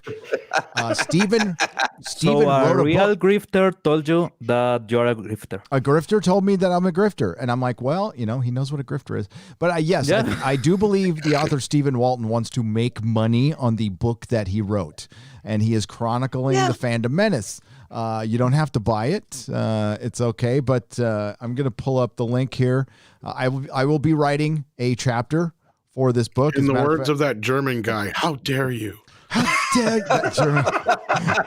Right? Oh, and Steve, I am aware that I have a week to get that chapter into you, by the way. So, guys, vamp for me for a second while I pull this up. The Fandom. All right. I shared on Twitter this image of Greta Thunberg if Netflix did the movie adaptation, and it's just a black girl. I've seen that. Now, what do you think we get first, though? Gary's chapter for the Fandom Menace Part 2 or the Picard review? Oh, that's going to be a tough one. I've got a week, right? I've got a little over. No, I've got less than a week. Gary, stop trying to do that review. You are I'm going to do it. torturing No, yourself. this You are is, rotting it's Moby yourself. Dick. You You are don't wasting understand. I'm like into it. Captain A. I'm like, this is also taken from the plot of First Contact, right? Fucking I'm like Moby Dick at this point, I'm Captain Ahab, and I'm like, fucking, no, I'm going to take this. Get his whale. I'm going to get But my the whale. whale is a turd. A blue-head whale. The whale is a turd. A white turd. It's a giant white bleached out turd. that's been sitting Blue on the hair, sidewalk. white Blow up the ships on Luke. Blow up the ships. I'm not sure polishing it more is really going to make it smell better, Gary, at this point, right? No, but you will doing get it that on just your makes it clothes. smell so. worse. Yeah, exactly like Pablo's. You ever deal with scratch and sniff? Same difference. There is the link to the author Stephen Walton's book, The Grifter, Stephen Walton, who wanting to make some money. And I'm going to write a chapter. And you know what? I'm not even charging it. I'm going to just do it because I want Stephen to make money as a grifter and a writer, a grifter. We can call him a grifter or a shyster, whatever you want to call him. I like him, though. I call him a friend. So, but, I mean, he's also asked you to write about something you're passionate about and to give your thoughts about. You're doing the Doctor Who chapter, right? I am doing the Doctor Who chapter. Yeah. What are we looking at, Eric? That was the book to author Stephen Walton. No, I'm looking at your screen, dude. What are we looking at? Probably He was fapping, so he covered the camera. He did. Have you transcended this mortal plane, Eric? Because that's what that It looked like We that's have better. my father here, I think. Okay, so these, by the way, again, these are channel members, friends. They're also content creators. Some of those people who took my horrible advice to like, if you have a voice and you want to say something, go ahead and get on YouTube and do it because it's a fun hobby. I literally did that. And I'm glad you guys did because, you know, I was one of those people too, sitting around in the chats, modding for people.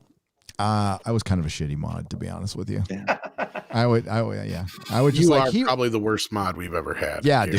I would never I'm like, that wasn't that bad. He just told Tom to die. That's all. I mean, it's not like he's really gonna die. Could have been worse. It's not like he was talking about Brie Larson. Yeah, exactly. I was a terrible mod. No, I'm just kidding. A lot of people we give them like that are on like in the channels, we just give them honorary wrenches just in case you want to share like links and stuff. Yep. Anyway, I was only joking. Oh, most of my mods are other channels. Gina Carano is Wonder Woman. What do you think? Hell yeah. Not a bad idea. People wanted that from the start. Could work. People wanted that Gina from the Mario start. Princess. Sorry. No. Shared the picture. Yeah, no, people were absolutely calling for her to be Wonder Woman when they were talking about the movie years ago. As a matter of fact, my old co-host Dennis wouldn't like shut up. Oh my God, yes. Oh, I forgot to do this, by the way. That's exactly why I say Cena the cook it and fuck. By the way, I'm wishing her Merry Christmas right now. I didn't. Have Merry Christmas, Gina. Do you remember Lucy Lawless? Oh, of course. How do you not remember Lucy Lawless? I'm gonna Father, avert your right eyes now. I'm just gonna put Merry Christmas, Gina Carano. All I can say, She's better Captain Marvel. Sorry, it's my Catholic guilt. There, I did. I got him to laugh. Look at that. Oh no, Mark the Cyborg. Sorry, what were you saying there, Pablo? I have been expelled from catechism 2 times. Why? One for asking if monkeys have souls since the evolution took place, and the other one, I was 12 and I already knew a lot of the original meaning of words, so I started explaining the etymology of every single word to the nun. And yeah, she that'll kicked get you in them out. trouble. Yeah, you anti-authority guy. Did you ever hear the story about how I got kicked out of Sunday school? No, I don't think Father wants to hear this right now. And Az just like one-upped me with very Merry Christmas to Gina Carano. Oh, you little shit. No, I'm never even gonna fucking Merry Christmas, Gina Carano. Very Merry Christmas, Gina Carano. Guys. No, I'm. Well, I wished her Merry Christmas a couple hours ago, so I beat you all. Well, nobody can beat you, Eric. Anytime I try to mod anything in the chat, you've already done it before I even get the chance. So, well, I try my best. It makes it easy when we have such a great chat and crew and everybody else. So, what's up, Eric K, the Nerdrotic? I'm going to time this tweet for later, which is going to have the very happiest Merry Christmas, Gina Carano. I'm doing it. Lauren Chen is following me too, dude. Lauren Chen. Man. Lauren Chen. I'm screenshotting right now. No. Lauren Chen is following me too. How long until Drunk Trio? And by the way, Mark the Cyborg, Mark the Cyborg locked it down. I think Mrs. Cyborg. Now it's going to be Mrs. Cyborg. So congratulations, Mark the Cyborg from Geeks and Gamers. He popped the question to his lady, and she actually said yes. I can't believe it. Good for him. Sweet. So congratulations, buddy. So I'm timing that tweet for later. You don't know when it's going to happen, Az. I've already got my proof. I'm tweeting out my proof. I'm going to tweet out my proof. Mine's going to come after yours anyway. Doesn't matter. Proof. I'm going to read a couple super chats. So we're going to go for 10 more minutes, and then I've got to eat dinner. And then I will be... What's today? Today's Friday, right? God, Christmas falling on Friday. So I'm on Friday Night Tights. December Friday, 25th, right? Gary. You're on Friday Night Tights. December 25th. Is it Christmas? Is it Christmas or New Year's? I've been working a lot. This is why I'm always supposedly late. I have no sense of time. I'm going to be live again tomorrow. So if you guys want to sit through a Star Trek Discovery review, then we'll open it up, and I'm just going to do a live square up for all the super chats, holiday super chats. But I'm going to start it out by reviewing Star Trek Discovery because I got to review 2 episodes. Sorry. I know. No, I already. You are a man of dedication to continue doing that, Gary. I'm a bit of a masochist. What's the term? Masochist? Or is it Masochist. sadistic? I look like Pike now after watching that Discovery. I only could get through 10 minutes of the first episode, and that's when I gave up. At this point, I think it's like when you are trying to remove how does it's called this blood that is dried on your skin because you had a wound. Scab. Yeah, you're trying to peel it, and you start noticing that there's some blood, and the wound is opening again, but you keep doing it. And then you have the wound opened again. I can't get through the first episode. I tried. I just can't. No, it's garbage. It's hot, flaming garbage. There's other words I would like to use, but I can't because I'm in my clerics. Okay. Az, did you see what's trending? Pedro Pascal's performance in Wonder Woman 84. Don't tell me it's like nuanced and great. If you're ham, UK trending, so maybe is it on US trending or worldwide trending? It was on my trending, so trending. Pedro, it's 18,000 tweets, so it's not. I mean, really... he wasn't horrible, but like, come on, guys, he was pretty hammy. He was hamming it up until the end. Wonder Woman 84 was a major letdown. What a mess of a movie. Great parts of the Hans Zimmer score, Kristen Wiig and Kristen Wiig, she was shit. And Pedro Pascal. So really ruins this movie for me. Lacked the emotion and the heart of the first film. Had very disappointing, but not awful. It was shiny. I got a free trial. I was just going to say I bought Tenet on 4K last week, and I got a 2-week free trial of HBO Max. I'm waiting till the Snyder Cut comes out to enable it. I figure I'll watch it then. Plus Wonder Woman. And honestly, I dread it. I really dread it. Skip Wonder Woman, dude. So I want to forget what this guy put in the picture. That's terrible. No, I want you to notice. I want you to notice. It says Frank, and look at his look at his avatar. It's Mark Hamill. It is Luke Skywalker. He goes, yes, I'm watching a movie for kids just because Pedro Pascal is in it. But you got a Luke Skywalker avatar. Pronouns in his profile. Yeah, let's see Frank here. Yes, he does. Oh, what do you know? Yeah. It's almost like they're just setting it up for us at this point, really, right? Oh, that's the one you just read. Can anyone answer me this?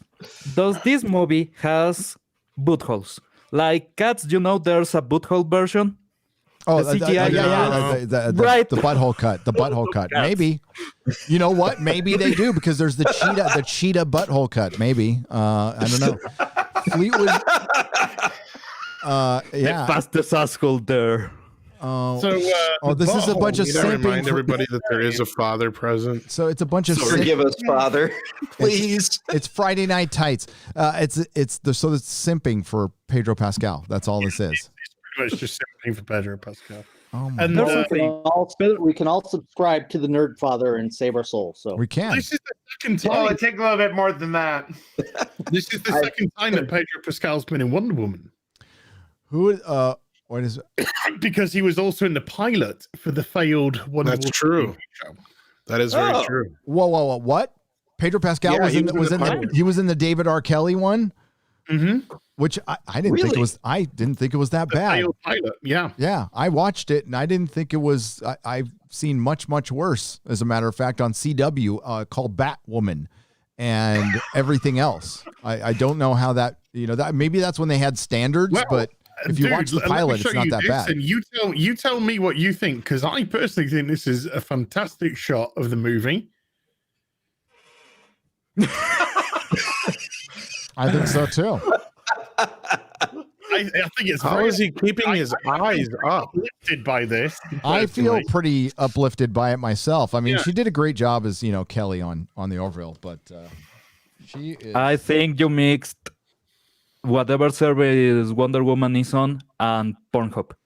In other words, Pedro used to be in porn? Wait, what? I'm voting on a poll on Twitter because I'm on. It's not like I'm live right now, but I want to ask you guys who would be better for the role of Gomez Adams in the Addams Family for Tim Burton, Johnny Depp, or Pedro Pascal? Pedro. Neither. I got to go Pedro. Pedro Pascal.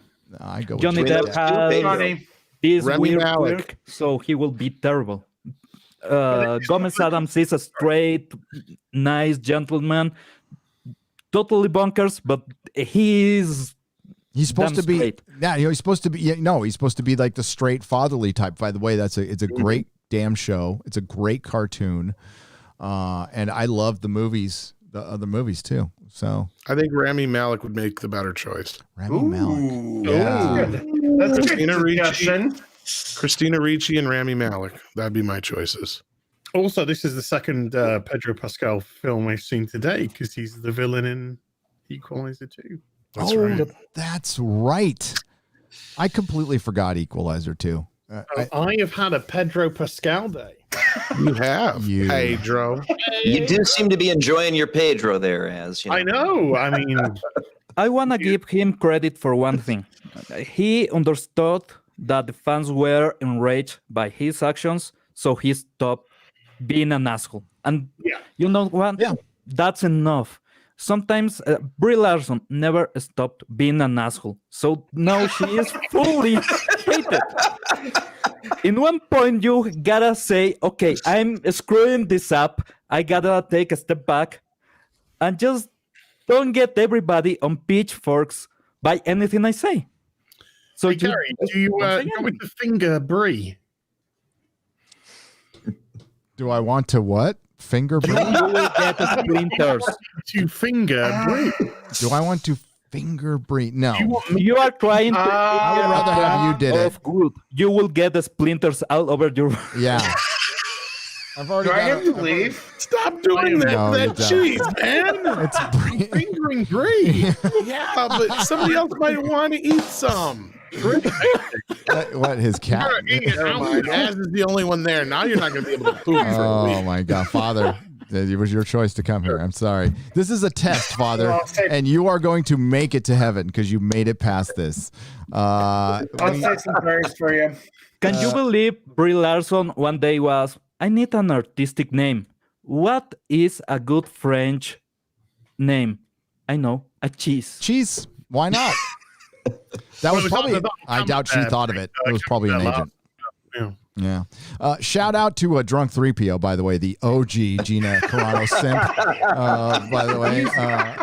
Yeah. By any means, is Drunk 3PO already subscribed to Drunk 3PO, or that will be breaking YouTube in any way? That might break YouTube. That might be some YouTube inception. Okay, so it's like when you Google.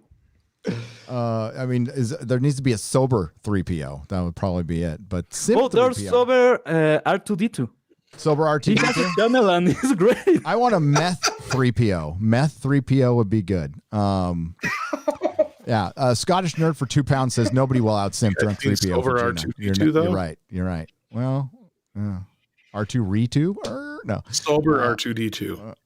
Yeah, I know about Sober R2D2, but does he make content? Sometimes. I guess he has 2 or 3 videos, but those videos are great. It's just him giving shit about drunk 3PO in the most hilarious situations possible. You get the one thing. The one thing we all love about Jay, drunk 3PO, is he's a good guy, and he always looks in the. You can see him looking at himself in the camera, like he's looking at himself in the mirror. He's always doing a little duck lipping and stuff. I love that about Jay. He's like, God damn, I'm handsome. So, see, I did it. Sorry, Father. Yeah, give me a Hail Mary. I was raised on the streets, folks, by wolves, by rabid wolves and meth dealers. I have no excuses. F-bombs, and all that doesn't bother me. But that one. Yeah, I get in trouble for that one, see? But yeah, I learned that from my dad. Sorry. Welcome to the Geloja level, Eric. I appreciate that. Let's see. We've got why can't you click on that? That's so dumb, YouTube. You should be able to click on the membership thing. Jake D.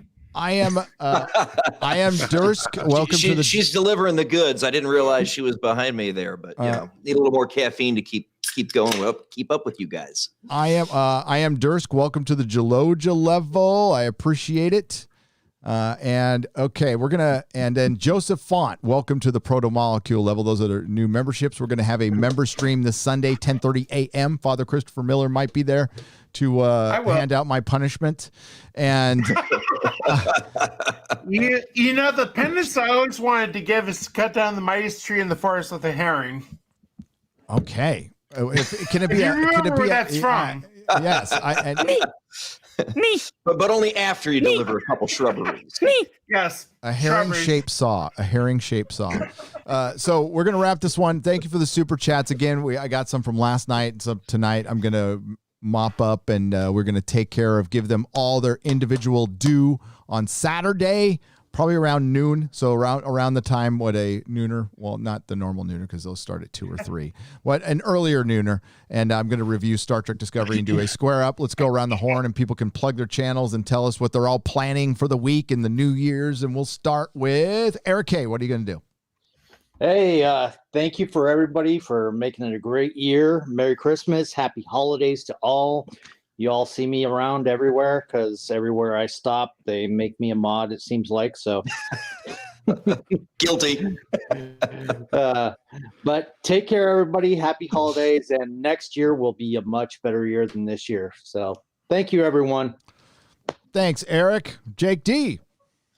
Yes, sir. Well, Gary, thank you so much for having me on tonight, man. It's just been an absolute pleasure being here with y'all. As Tom, been seeing you guys and Gary stream for ages, and it's just an absolute honor to be invited on. You can find me on my own little channel, Jake D, just like you see it spelled right there. You'll know you got the right one if you see this logo. Do a lot of coverage, of course, was working on The Mandalorian.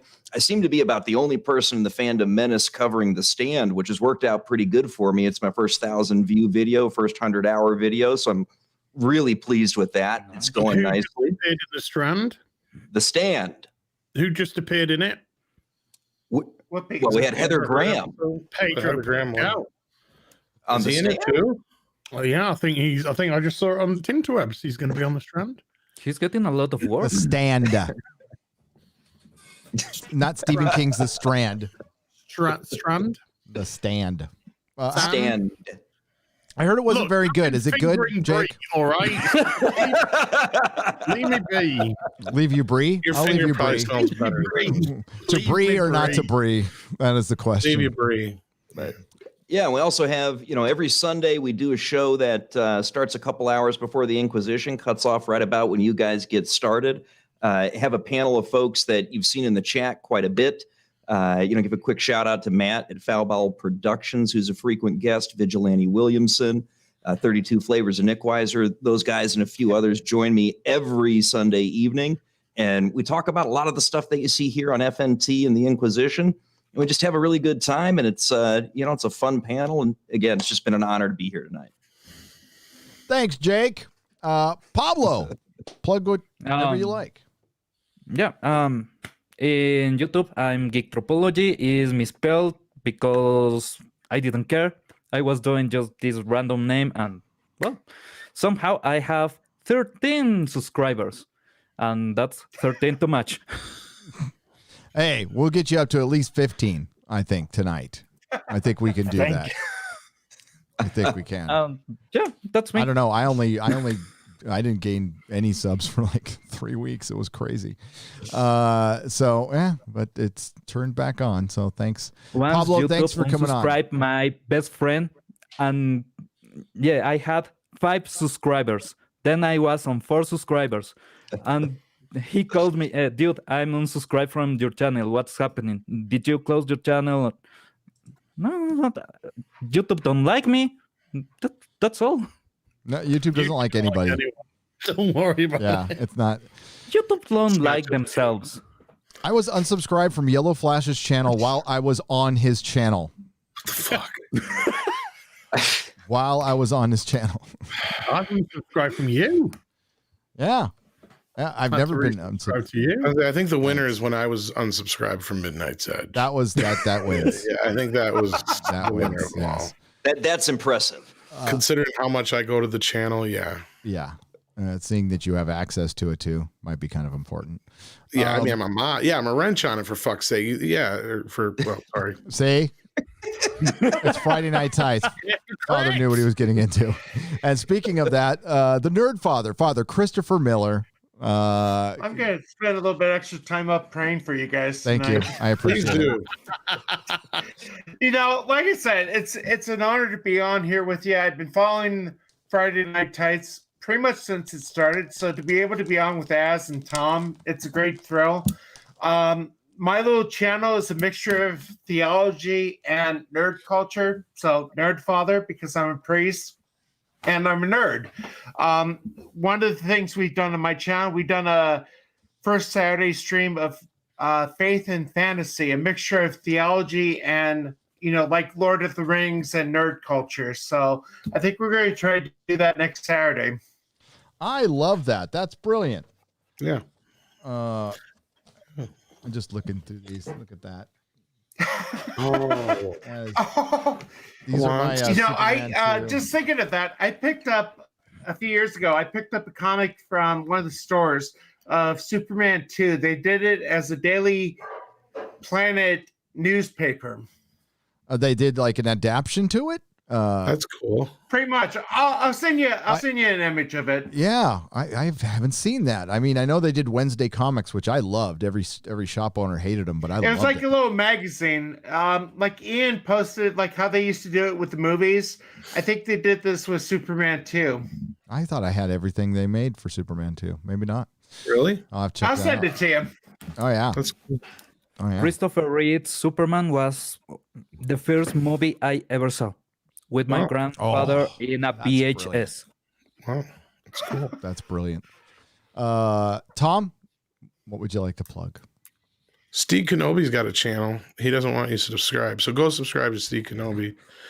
Quarter Black Garrett doesn't have enough subscribers, and it's a damn shame. Maybe if he shouted out his channel on Crowder once in a while. What? Maybe if he shouted out his channel on Crowder once in a while. He probably can't though. Yeah, I get it. I get it. No, and I want to say thank you to all you guys. I love you all like brothers. If it wasn't for you guys, I wouldn't have anything to do but scream at clouds and I like screaming at clouds, sticking our fingers in cheese. Sticking our fingers in cheese like Az. See, here's the thing, guys. Az would do this shit if you weren't watching, so I can't really say that. No, this is that. Az does the same thing off camera that he does on camera. This is not. Oh, God. You guys don't want to know what he does when you really don't. You really, really don't. No. Oh, Father, I can't wait for you to read Santa's Ex-Husband. I'll send you a proof copy. I'm looking forward to it. I still got to film my video on it. Will he be getting a new charcoal road just to feel his stocking? He's gonna get Well, Santa or David? I can't say. He's gonna get something. This is Santa's ex-husband. This isn't Santa. This is Santa's ex. Yeah. Now I'm reading from. You mean Santa's David? husband. David, Santa's husband. Santa's ex-husband, David. Now he's out the door. You know. David. As. David. Alpha Mega Records in the chat this year lost a friend, a 13-year friend, Caroline Flack. She was a TV presenter here in the UK. Oh. So he just wanted to kind of have a memory out there and show a bit of love the Christmas time, which I can totally respect. I mean, it was quite a shock when she passed, actually, because I knew of her being a Brit, of course, and she was, not like a massive celeb at all, but she was one of those celebs that was kind of doing the stuff. So just giving a little bit of love for that. It's the second stream of the day with you and I. Yep. Huge thank you. I want to just give a huge thank you to the chat. The support that you've shown us this year has been absolutely incredible. Since coming on when did I come on? March, April this year. I've just seen nothing but huge amounts of love. A couple of fat bastards, but huge amount of love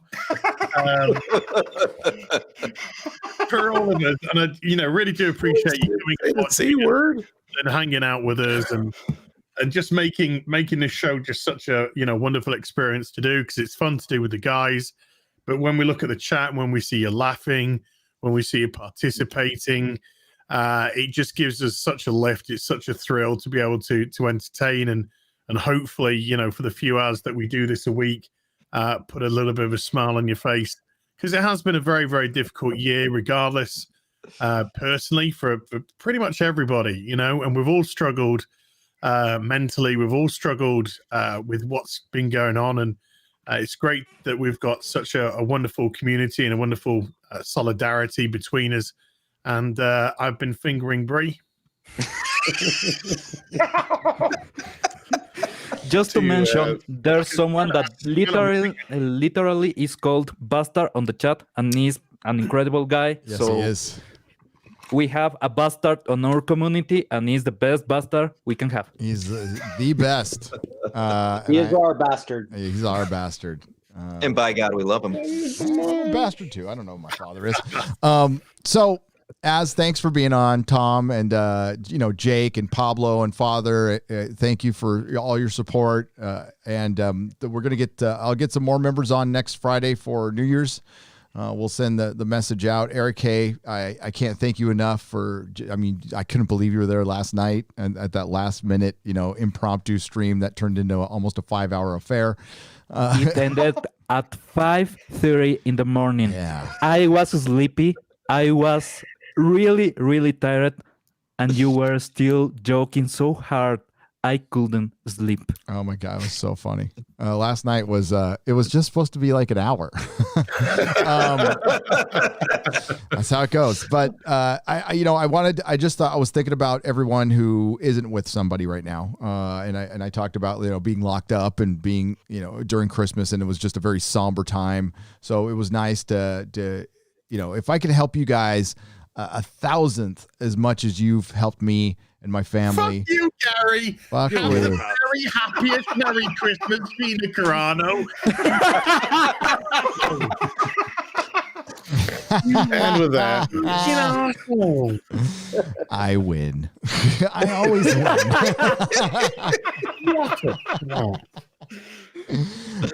So to the Nerdrotics and thank you for all your thankless work, and to the chat, thank you for all your support. Always, Friday Night Tights is the highlight of this channel, of my week.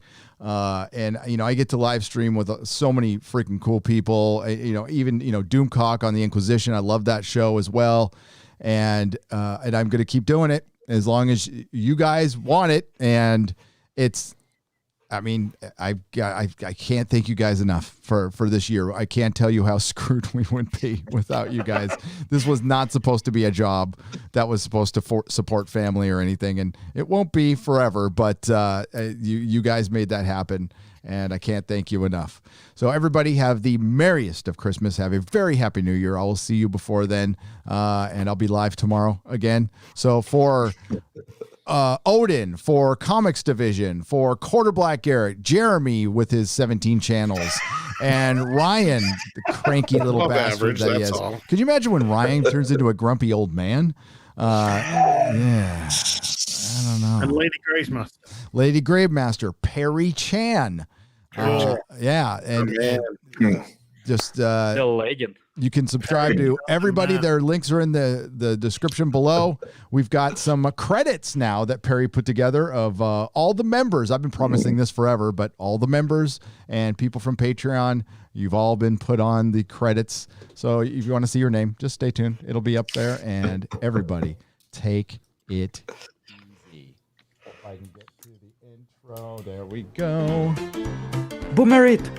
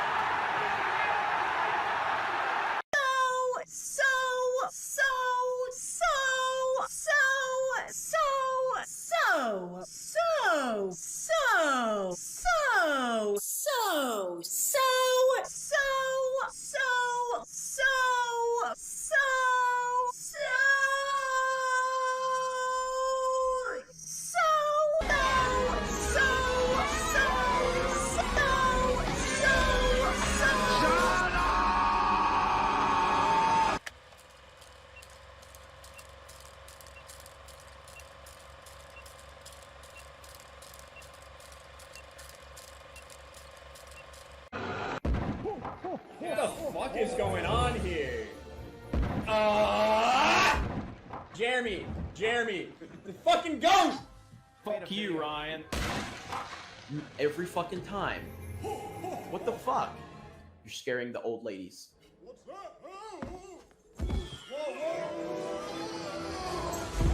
Other than that, you guys have a great day. Thank you very much for checking out this video. Meanwhile. Right. My name is Daniel Kibblesmith, and I am the writer of New Warriors #1. Dude, what the hell? I want to feel all of the excitements. Snowflake is non-binary, goes by they, them.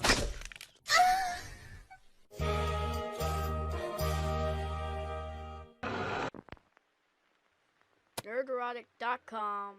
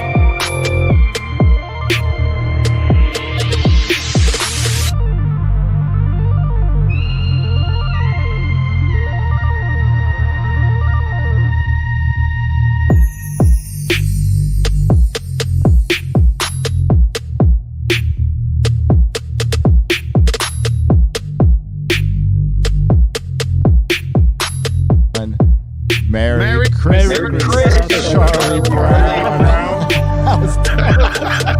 That was almost as good as our singing Happy Birthday. That was good. It's gonna sound like I pledge allegiance to the flag of the United States of America.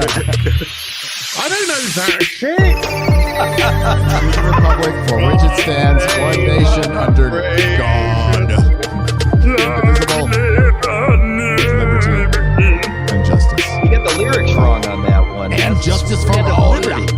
Merry Christmas, Philadelphia.